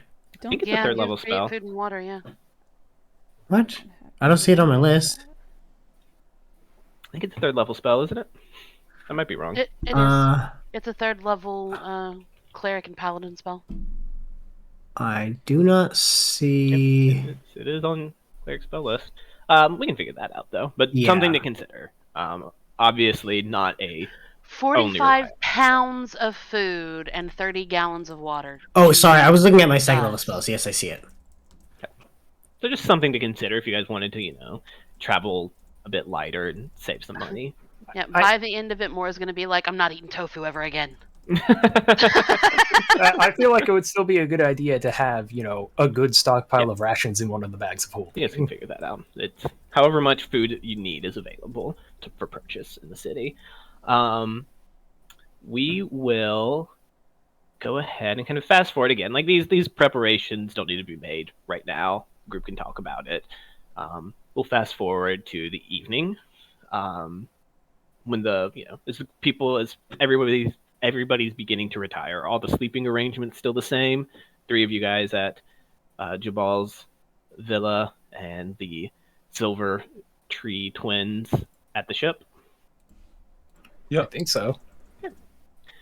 So night, just pretty much just like the one before. You probably, I don't know. For me personally, like that first night at a new place is always like a bit weird as you like get used to like the new bed and like the new location, the humidity, air pressure, etc. You guys settle in for bed. Sleep comes, though it's not without some difficulties. Alua and Orin, the two of you, will later probably discover that you've shared a dream this night. You dream of, in your dream, you see that plague wreathed terrafolk, kind of reliving a moment in that fight when it condensed itself down into a tiny blue flame or a tiny blue mote that streaked and like imprinted itself on the sky.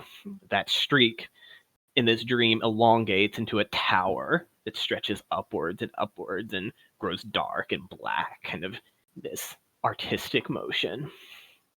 And this sense of being shown something like you often do in your dreams. In this dream, this tower, which you've seen before, a tower that tries to claim the heavens as its own, begins to widen and broaden into this mountain, this massive mountain of black stone with orange glowing at the far summit volcano.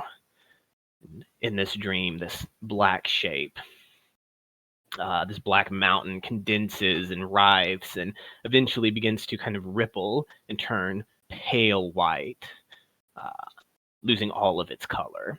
This dream, you see this whiteness spread from this dark mountain downwards and into the surrounding landscape, bleaching everything it comes across. And for the two twins, what's your passive perception, Alua? I'm gonna say it's 15. Hold on. Oh, let me save that.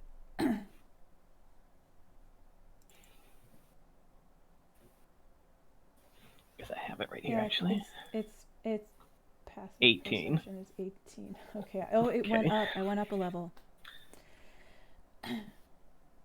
Did it go up? I don't think your proficiency bonuses went up Okay. at level 7. I think it's I thought it was 15. next level, right? It's level 9. Yeah, there you go. It's 18. Your passive perception's 18 though. So 13 when you're asleep. In this dream, two of you see like this bleached whiteness, kind of like from like a weird like bird's eye perspective. You see like this bleached landscape begin to shift and twist into a humanoid face with red eyes, in a menacing sense. If everybody could roll a d20 for me. Everyone? Everyone.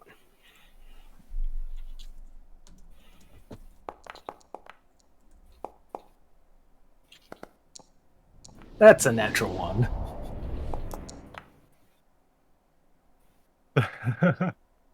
So who rolled the D30? Aura and Allure, roll again. Sorry, I actually rolled a d30. Lamau, you roll again too then. You mean? Oh yeah, Orin. Well, no, I rolled it. I just rolled the number 28. Jesus. Orin and Allure, roll again. The two of you roll again real quick. You're tied. Okay. In this sleep, as you know, the peace of dreams kind of settles on the rest of you all. Orin and Katep. Katep, does a 39 hit you? A 29, excuse me. Well, since I had to take my armor off for that good, yes. Oh shit. I guess it's a point now. You didn't have to take your armor off. He would have because we're in town. He's in a nice bed. It's not lopsided because of a water elemental. Yeah, he's spent hit dice, so he wants. What about you, Orin? Just are you sleeping in your armor? I meant to ask. I forgot to ask beforehand. Are you sleeping in your armor? No, that would only happen when he's like keeping watch or something. All right. So does a 17 hit you then? Yeah. Right. Actually, you are sleeping. Everybody, the 5 of you all, are woken up from sounds of pain nearby. Orin and Katep, you're woken up by the sensation, this blinding pain. and we'll get a break. Oh. I think we're on that guy's list. Guys, You pissed off attacked someone in the and night. pissed him off, and now your brother's paying for it.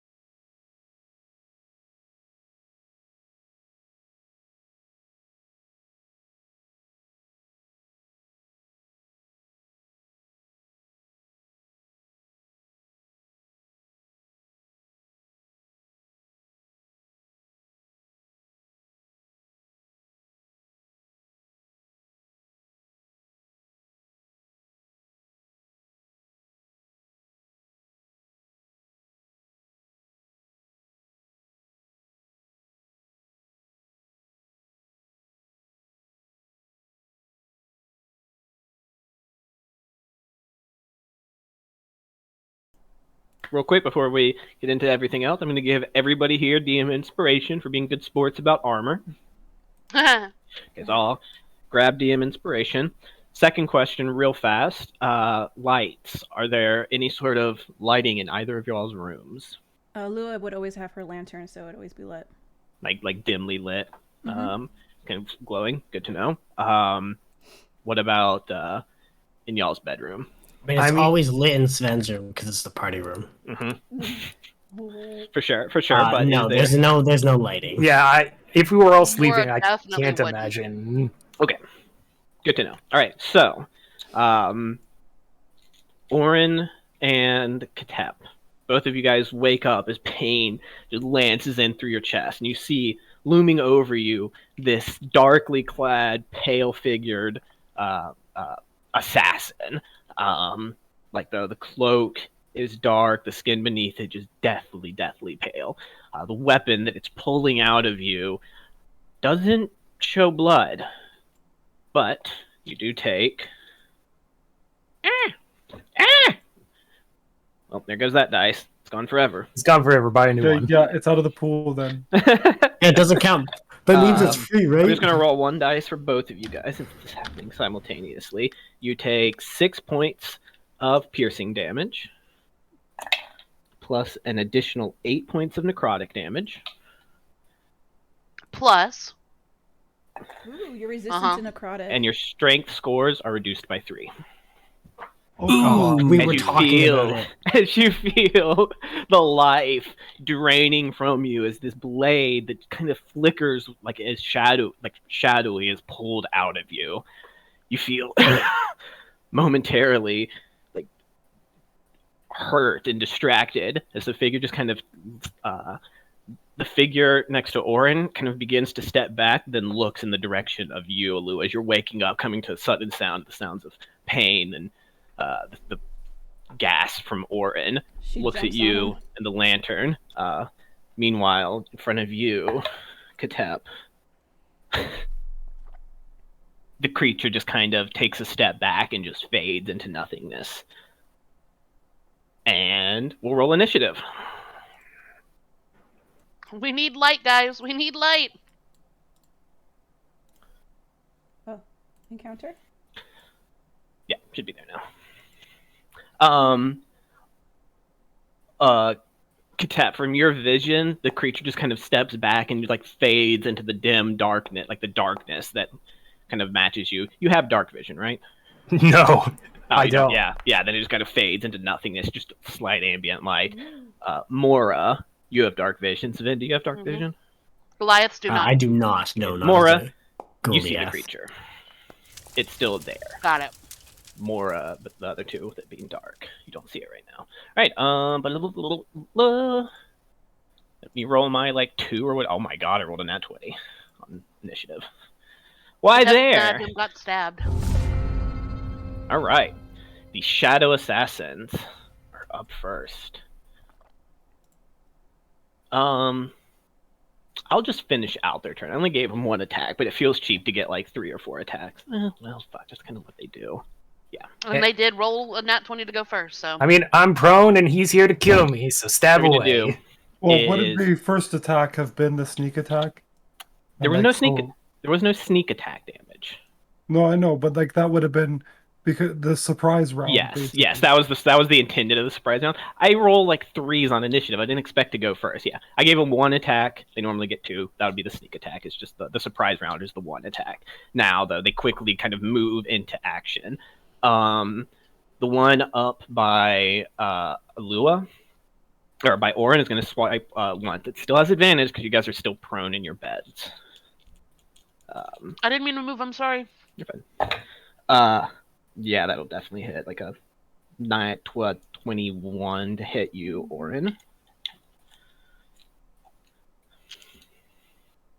That's going to be 6 points of piercing damage. 11 points of necrotic damage. And just 1 strength down. So you're at -2 to your normal strength modifier. Yeah, super awesome. It's then going to turn, though, and lunge for you, Alua, it seems irritated. Like a flicker of like irateness goes across its strange face as it like moves. It moves like it's not moving like a normal creature. It's just kind of like twisting suddenly, like unnaturally, like not unnaturally fast, but just in jerky, unnatural motions that kind of shrivel off into shadow. Is it? Excuse me. So the motion is just jerky. It's not like It doesn't it's look being alive. puppeted. It's not like okay. Yeah. Like the cloak is like half shadow kind of thing. It's gonna lunge at you with this shadowy scimitar that it's holding, and hit again. Another 19 to hit. Mm-hmm. You could still, like, if shield would help you, like this is something you could do right now. The problem, I don't have shield unless I use. Oh wait, no, I do. Do I have to be holding the? You have to be holding the rapier, yeah. Yeah, there. If I'm in, you said I was prone in the bed, so I can't. Not yet. Yeah. Okay. Yeah. Making sure. I You take want to roll this. 8. 7 sure. damage off of. Yeah. Okay. It was 8, so 1 point of piercing damage. Plus the necrotic is 12 points of necrotic damage. Which is halved because I'm resistant. Resistant to necrotic damage? Thanks to the lantern. Yeah. Oh yeah. lantern. Fuck. Shit. Yeah. Yeah. Nice. Awesome. So how much was it? It was 12 12 reduced to Oh, so 6. Nice. And your strength is reduced by, I'm gonna say 2. I'm gonna half this as well for you being resistant. So your strength is reduced by 2. Okay, I'll just remember that. Meanwhile, over you, Katep. Creature swings again. Hits. What they do. For 8 points of piercing. Oh my god. I would make him re-roll, but like you Plus have no offer. 17 points of necrotic damage. Jesus. Rolled a 6, a 6, and a 5 on D6, All right. 3d6. And another 2 points of strength drain. Got it. And it's gonna keep at it. That's what these things do.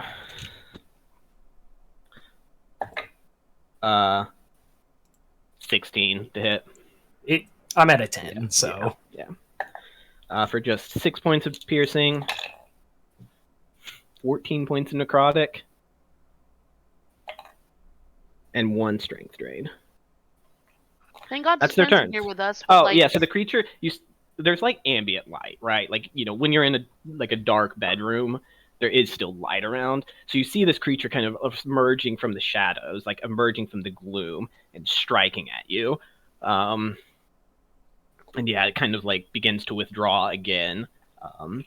It can you barely notice it, right? Like, because mechanically you're blind. Obviously you're not actually, but it kind of just begins to fade back into the darkness. Mora, oh my god. What's your passive perception? 16.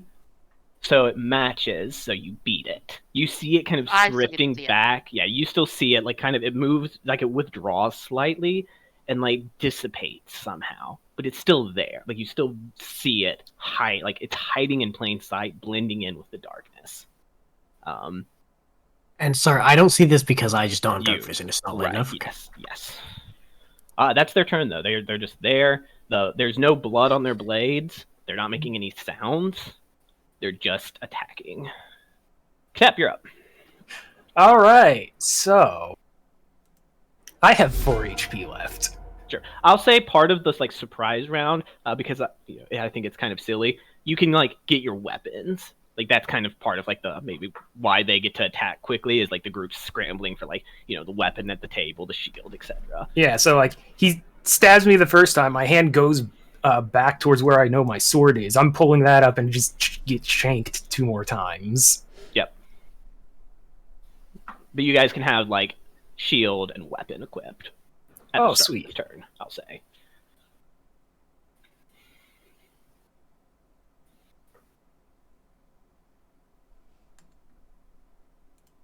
What do you guys cough, up to? cough, lay on hands, cough, cough, cough. Yeah, well, I'd love to be able to see or fight back, but he just got fucked up, and he doesn't have a good track record with assassins. No, we haven't had our long rest yet, right, Alex? Correct. Nope. Correct. No long rest. Okay. So as Katep like swings his feet to get up, probably like just bumps into a wall because of not blood loss, but just pain. He brings one hand up, puts it on his chest, and is going to dump 30 points of lay on hands into himself, which forcibly empowers his brand or Sure does. holy symbol. What effect are Wait, you is going that great light? I'll say yeah. Yeah, absolutely. I can't remember if I said it does or not, but in total darkness, I'll give you vision, and you see it as well. Weirdly, yeah, does it actually give bright light, Katab? Do you know? I can't remember if we described that. I don't No, I think think we yeah. said if it I'll say gives I'll say it begins light. to shed dim light, but you still don't see the creature that stabbed you. Great, awesome, amazing. I'm Yeah, gonna give myself the 2d4 temporary hit points. okay.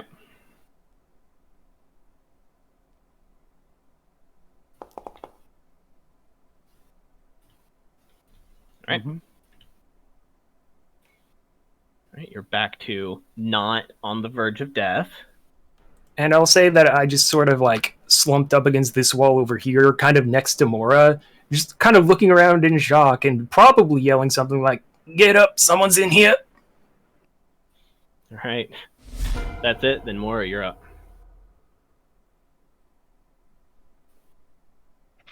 Moore's gonna sit up and you see her eyeing something, and then just shout, "We need light in here!" I'm a 4th level magic missile this fucker.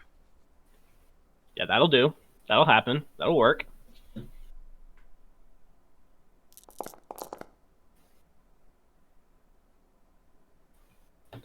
Pew pew pew pew pew pew. The bolts hit unerringly. When this creature is hit, you see these gouts of crimson come out of it,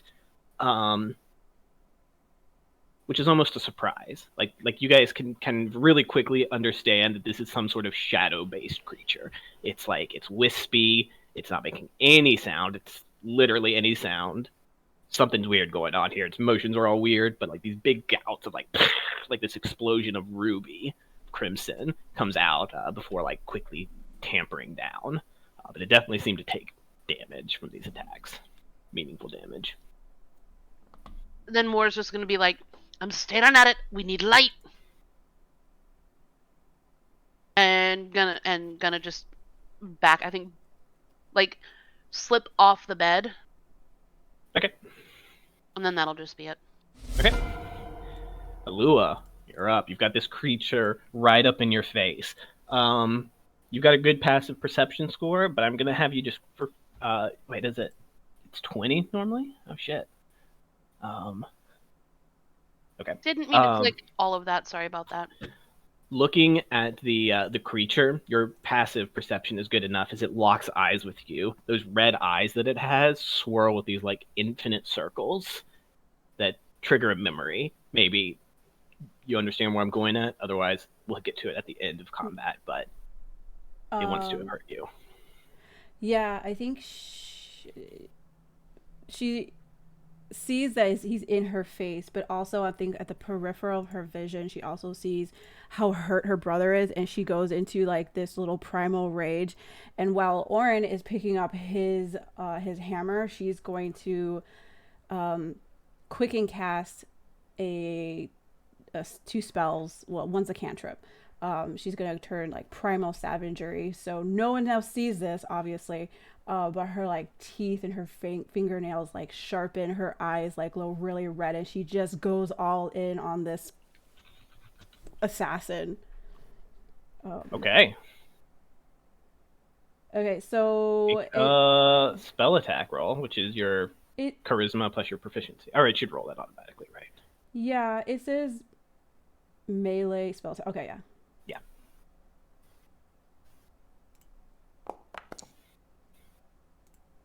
20? Yeah, definitely hits. Give me good damage. Nice. Good. Some good damage. She would like to use him to like. As a note, before we go. Oh, go ahead. Yeah. Sorry, describe it. Thought you were moving on. Yeah. Oh, Describe. almost. Just also because she does have a lantern. If this is undead, that any benefits of damage resistances, if it does have damage resistance, is negated. Where do you cut across it with your Oh, his eyes, his face. scrape across its face? Yeah, so you scrape across their face, and as you scrape across it, you feel this like resistance, like more so than you would expect. You guys have fought shadows before, and you know that they have some weird tangible form. This one has much more than that. It's almost like a physical body manifested, and it cuts across. You see your claws and teeth like slash across it, but they don't dig deeply until the lantern gives this gentle like boom, pulse of light, and there's just like the wounds like open up further. It's the first time you've seen the lantern in action, but it is resistant to acid and loses that because it is an undead. Yeah. Then as she like swipes at him and his face, she's going to like just for flavor dig in to make sure like really it feels it in quote, and then move over here closer to her brother. Sure. The room you guys are in is 20 feet wide, like 20 by 10, so it's like this little square is what you guys have to operate in, but Okay. you can definitely do this. Yeah. She'll move. No, yeah, this I think. Where would he go? She'll try and get out. Okay, and then she's gonna cast Cure Wounds on her brother, on Oren. Okay. So just like he Oren would no longer. You would look at Lua. She would look like herself, as it is instantly gone once the spell is cast for Primal Savagery. So you probably don't notice that. Might notice the like streaks of like claw, like 19. was it Jesus Christ. That's Third a really level. good roll. Yeah. Third level. Yeah, you would definitely see like her, of course, signature. She likes acid, apparently. Her signature, it's like a milky opalescent white type of markings, but then of course it's gushing blood, so it probably covers. But yeah, he looked like he ran through some razor backs. Okay. All right. So that is everything. And she'll have Oren. the lantern pointed in that direction so that it's illuminated. Okay. Sure. You can even you can easily cover it and track it. Oren, you're up. 19 points healthier. Oh, okay. Yeah, I guess. I'm just checking something real quick. All right. So yeah, it's all kind of like a flurry of motion, and even as Alua is like moving up to him with her like hands glowing to cast the Cure Wounds, his hammer is like streaking past the assassin, and it's like this silver streak past him, and then it's in Oren's hand, and he's like throwing his covers off with the other hand and getting out of bed, swinging his hammer like at the same time. And he's got this like Chultian swear word on his lips as he's saying it. One of the words he finds that he likes, right? And yeah. So he'll come up here. And this will be at -2. Yep. Yeah, that's not going to hit. 12 misses. A 10 It misses. would be even 10, more. yeah. Spoiler, a 12 also misses. No, we Just don't kind have of like room to drifts flank him. backwards unusually and like catches the maul on its sword blade, parrying it. Oh, God. Jeez. Not quite enough. Just drifting in and out. Yeah. Unnaturally, kind of like repositioning its arms suddenly. You're shaking the adrenaline is filling you, but not directing I you can't. well. I Anything can't else in return? turn. No, that's all I got. Oh, I'm sorry. Okay. That's me. All right, Sven, you come to. Okay. You can see this creature dimly, like a weird, like hazy Nope. sense of this creature. I thought I couldn't see it. You can see it. I'm saying that the brand casts dim light Okay. because it's very dark, and But you said Katep couldn't with the dim light. Yeah, Katep doesn't have the passive perception. My of it. perception is garbage. Gosh, And then gosh, dim light gosh, gives me gosh. disadvantage. Though actually, at this so- point, now that it's been hit, I'll say that you do you recognize. You're like, oh shit, there it is. Oh shit, it's right in front of me. Yeah. It's a surprise.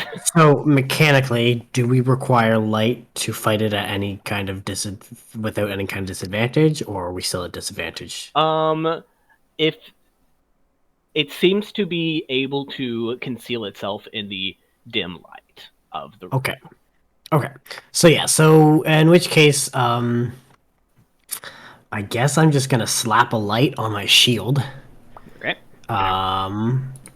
So that should light up the room, I As you- believe. Yeah, as you do this, you're like kind of like half watching this creature, seeing what its next move is, and the three of you see like the creature's head. The body doesn't turn. The head just suddenly is like facing backwards, staring at the light, then back at Katep. Like, just Oh, a flicker I of hate that. weird Slender Man movement. This. So that's my action to cast that. Yep. And Sven looked, or sorry, Sven, God, Katep looked. Did I see him like? Does he look visibly wounded? What kind of effect does the lay on hands have?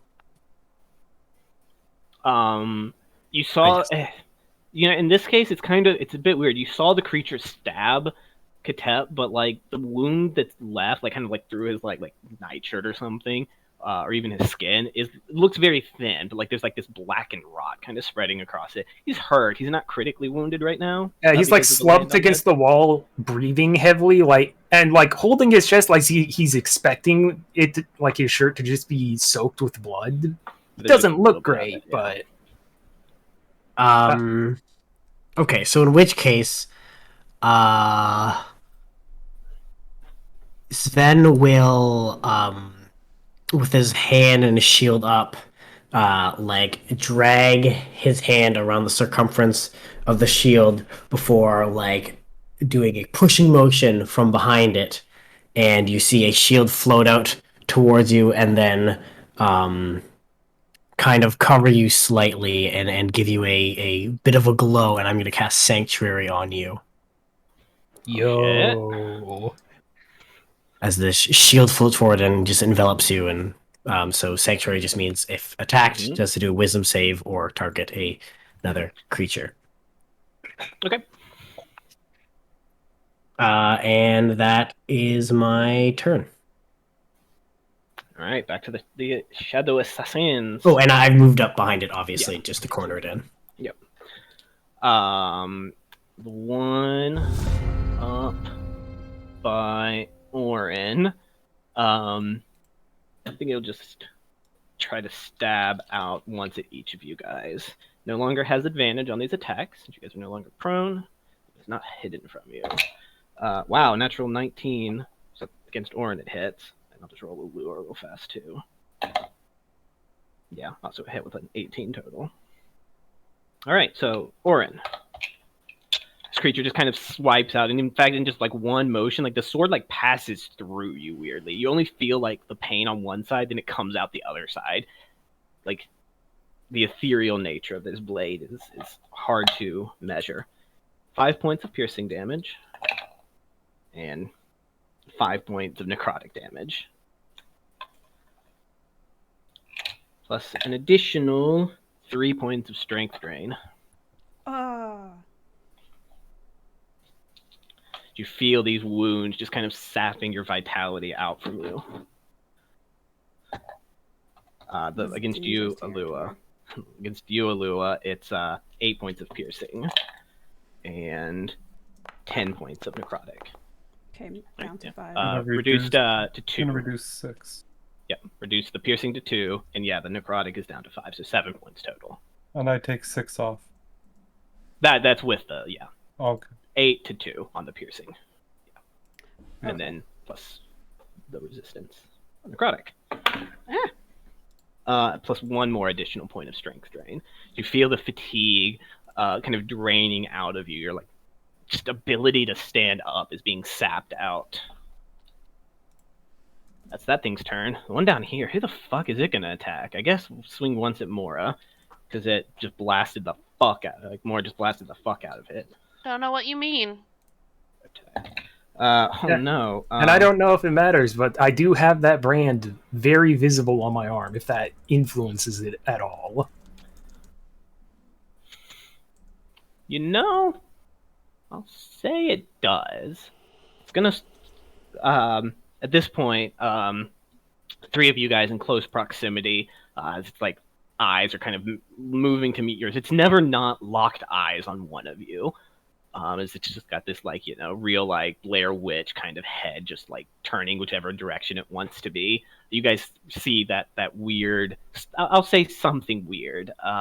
Mora, you be the one to catch the infinite circles, the spirals that just somehow continue for forever in this creature's eyes, and it will try to swing out at you. I'm gonna keep the fairly low attack roll, but let me see if it succeeds on Sanctuary.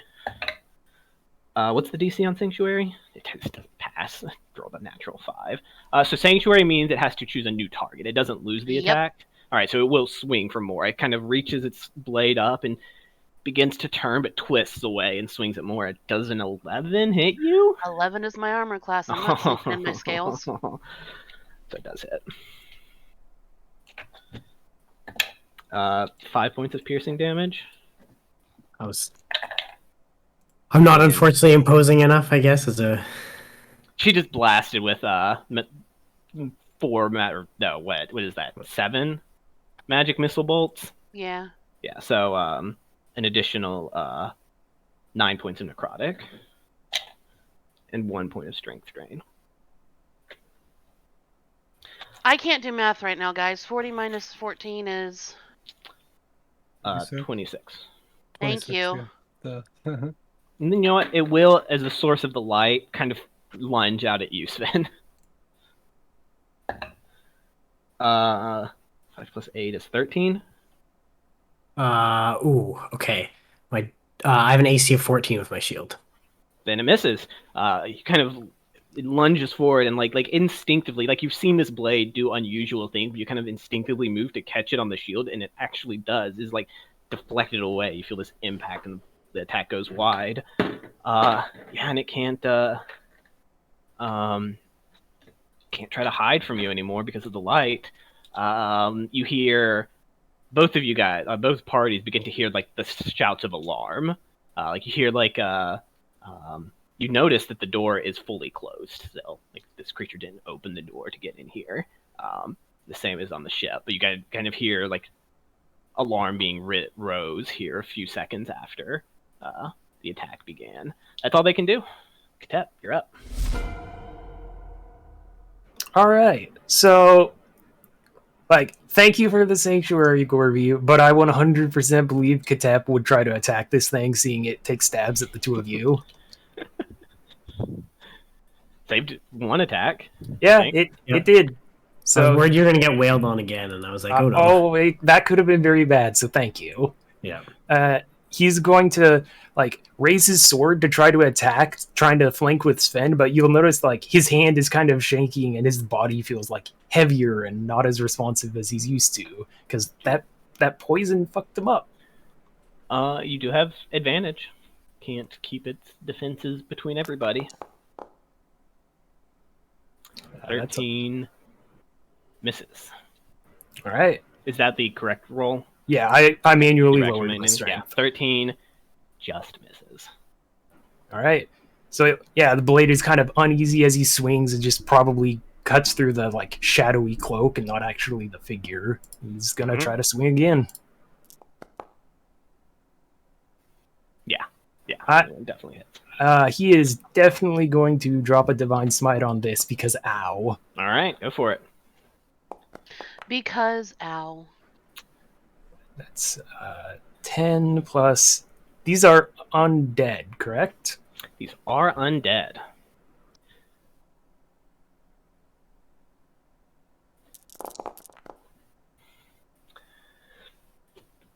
So there's this flash of bright light, this searing burst. What a freaking insane roll, by the way. Yeah, This flash of bright light. I hit the wrong button. Ignore that. Ignore that. And you do 24 damage times 2, which is exactly its hit points. Yo. Hey. How does this blast of Royal Colossus divine fury incinerate this thing? So his first swing kind of goes wide, cuts through the cloak. He probably is off balance a little bit from that because he was expecting to hit a body and just hit nothing. So he comes back with this big backswing.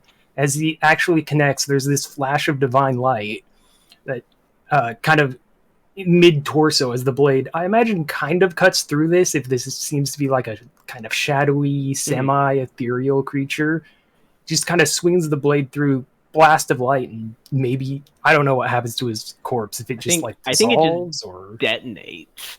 Like, kind of like there's like, while the blade's still in there, there's that surge, that smite, and it like wells up from within. You kind of see like the glow, like the red glow of like is blasted away by the light from inside before its skin just explodes into this red mist that just coats the three of you all, and the creature like dissipates into nothingness, like, but just leaving behind this red crimson coating you all.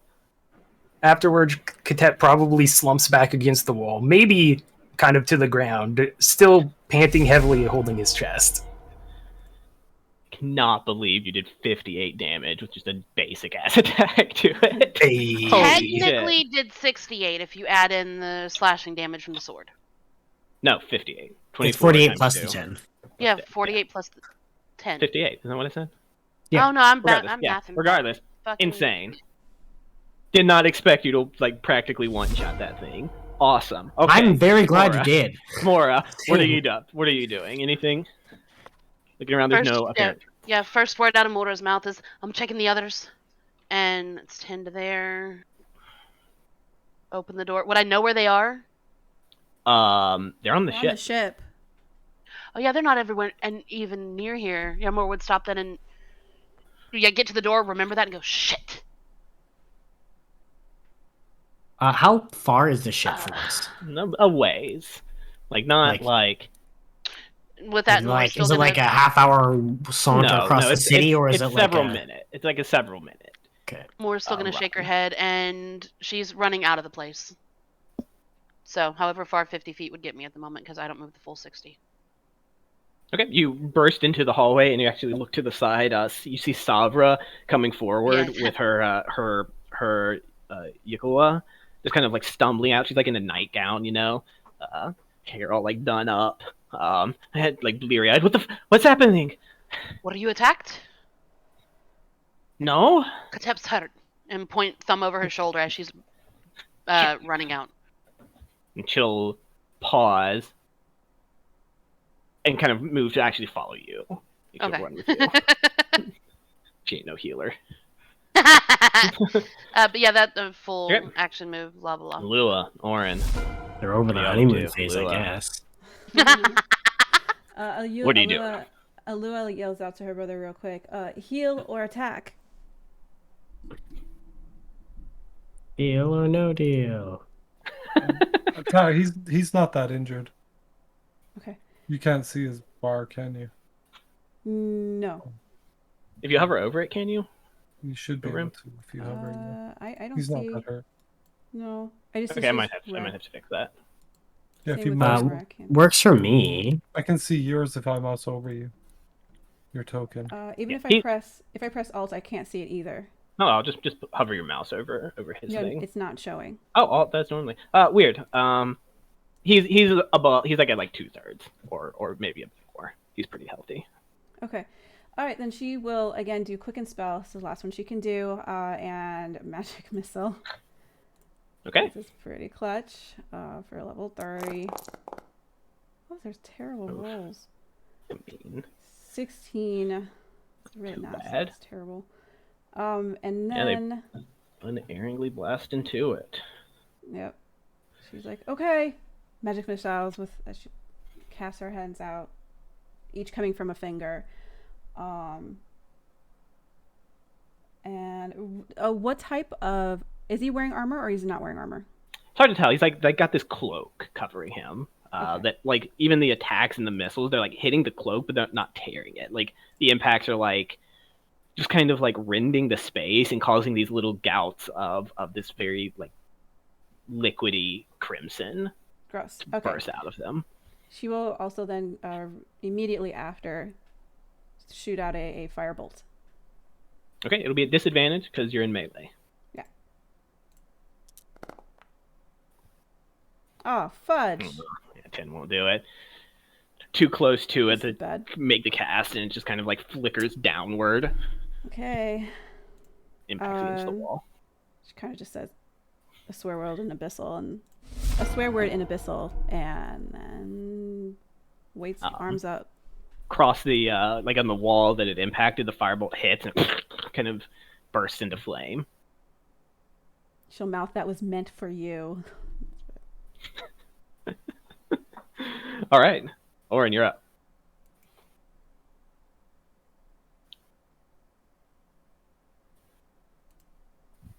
Not what I can do.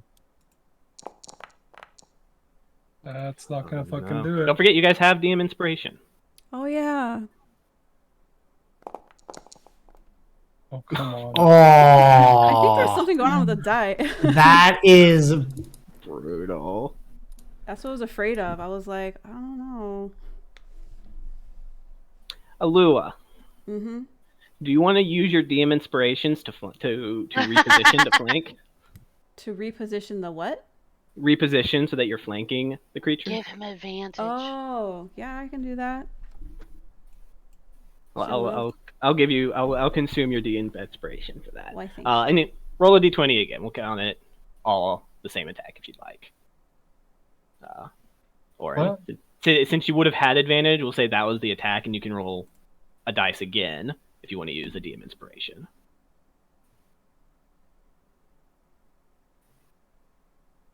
What? Just make another attack real quick, for free. Like a normal? Yeah. Nope. Oh no! All right, well, that was one attack, misses.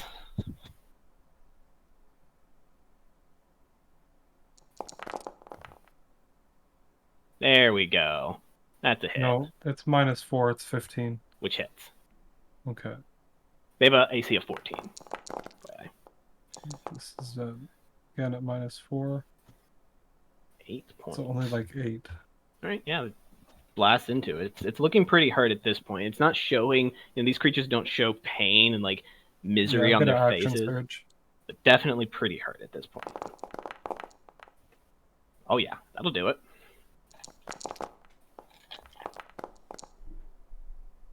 Oh, -7. 7. Okay.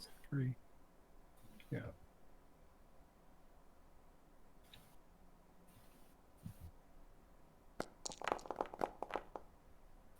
Yeah. Oh, I'm gonna size Psionic Strike. Okay. 8 Well, plus. Oh, I gotta open it to do that.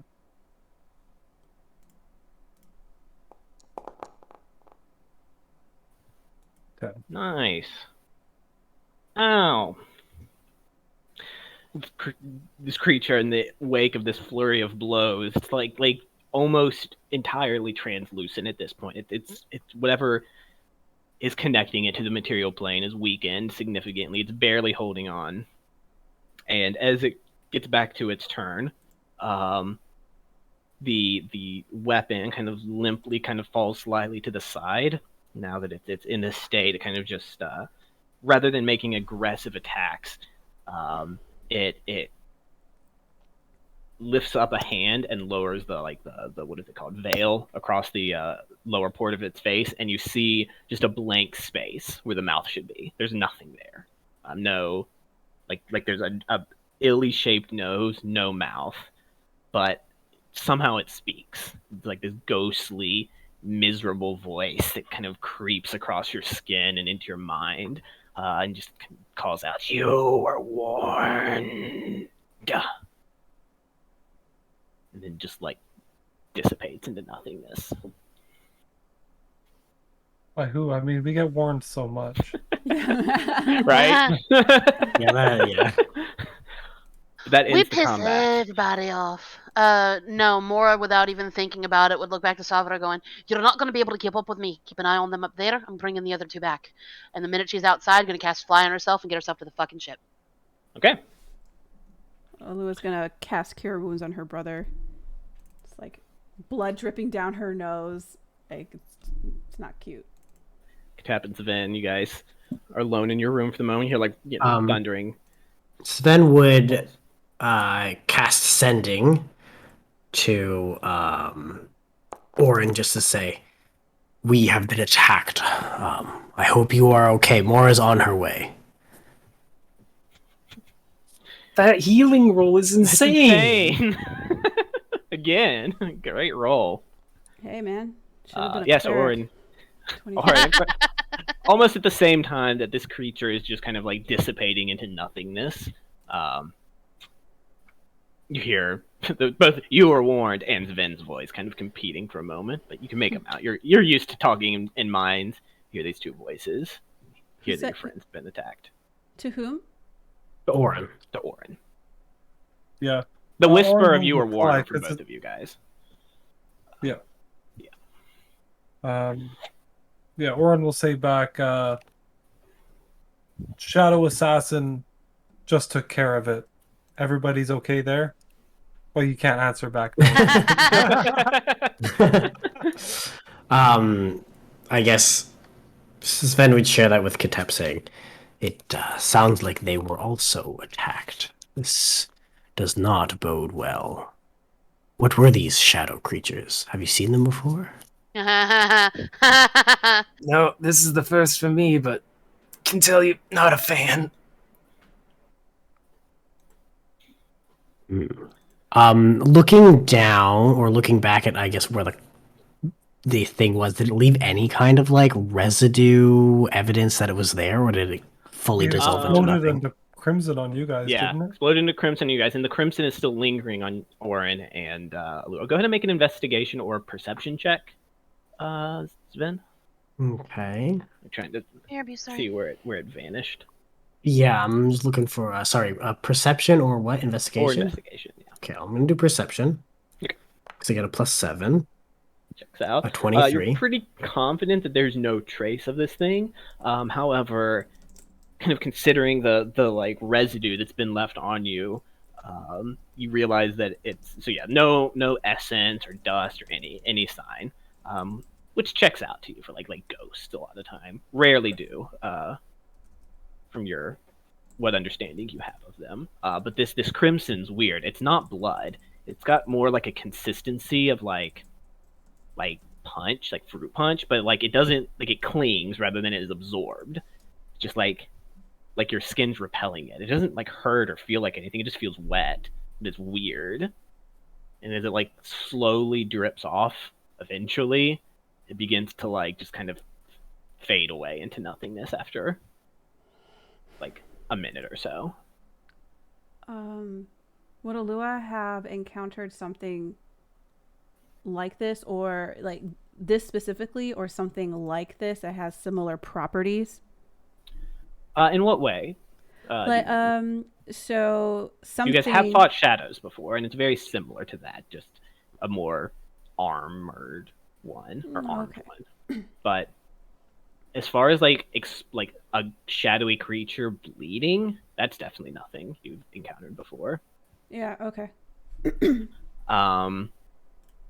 Go ahead if you'd like. I'll count. Actually, yeah.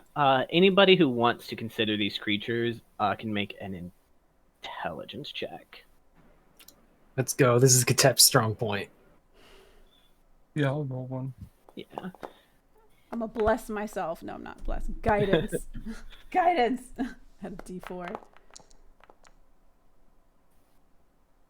Okay. Yeah. So, and more, you can make this as well. You encountered these things. Fuck it. I don't care anymore. This is revenge for Devasia. That's what it is. A return to mean. Orin, you kind of begin to piece together to an extent, there seems to be, given the swirling eye situation, this was the symbol that was said to be on those blight, the gray blight, though they were corpses. These obviously aren't corpses, but there's clearly some sort of connection there. That you're very confident these two situations have a connection.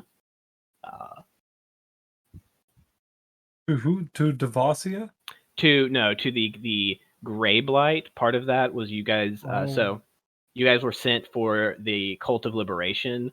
Was also searching these like the fundaments, the language of creation, and it was implied that there's a concern that this gray blight might be tied to that.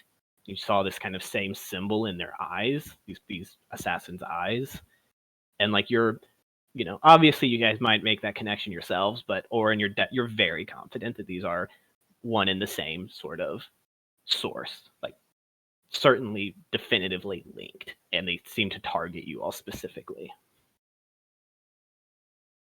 Okay. And I'll say So the question is, are they targeting us because we're outsiders, or targeting us because we're heroes of the Argent? I'll say on that note, with a 22, very good roll. There's a distinct like similarity in like just you catch like a thread of the tone of this voice that spoke to you all, and like you're sent back to returning from the Vault of Dragons to the magical messages left for you all in the form of 2 dead bodies and a warning, and you catch a thread of connection there as well. Okay. Mora, you arrive at the ship to find definitely like they're alert. Like the guard, like the rest of the crew who was there heard the fight and like had checked in on the two, realized they're okay. But you find your 2 Silver Tree twins safe. Weak as hell. Sorry. Very Yeah, glad weak as hell. both of you are alive. Yeah, All Lou's right. nose is just bleeding. She's both nostrils. She's like, I can't walk.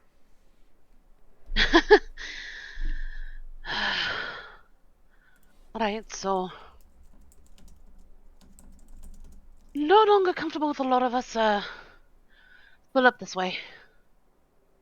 Not even a little bit. Agreed. What? Not comfortable being split up this way. Yeah. Because if that thing is the thing I'm thinking it is, we're gonna have one hell of a time keeping them out. But I can think of one way, and we're all about to get real personal with each other. Yes, the hut. If The I last may, time we all what do crammed into we- one room, nothing happened. Remember that? Oh, it's gonna be a little worse than one room, Warren. You guys all have to come back to the ship. One bed. That's fan fiction shit. Not quite that bad, but 10-foot 10-foot radius place. Do Katep and Vin stay at the ship or stay at the house? Like once Katep had a moment to like catch his breath. Also, maybe let that brand on his hand to die down, so he's not just walking through the streets going, "Look at this mysterious symbol, everyone." Takes a minute, yeah. Yeah, he would be intent on trying to go check on the others. Right. Yep, if that's where Katep goes, Sven would follow. The heroes of the Argent Oak reconvene at the ship over the whether or not you continue your sleep or stay alert. Eventually, morning comes, and you guys do complete your long rest, which heals your We're all strength gonna damage. sleep in a lovely little hut. No, I only get a quarter I sleep in my armor. You get your okay, you get a quarter of your hit dice back, but the strength score is fully healed. Okay. On the hit dice thing, I mean, I'm not going to be like crazy about like keeping track of it. Just it will automatically add halves if you can like keep an eye on it. Yeah, I only have 3 hit dice. Yeah, so you guys can Right now. should manually be able to edit that, I think. Well, so I had 3, but I gained back a quarter. You say so? I Gained would back have a gained quarter, back which is- 4. So I would have got 1 more. So I'd be up to 4 now. You get half normally, so a quarter then, so 3 because I think it's rounded up, or is it rounded down? I don't know. 2 or 3. You get 2 or 3 back. Mora gets to swap spells. Generally, things round down in D&D, right? That's true, right? Yeah, because I think at level 2 you get 1 back still on a long rest. But yeah, again, like keep track of it as well as you can. I'll trust you guys to not like abuse it.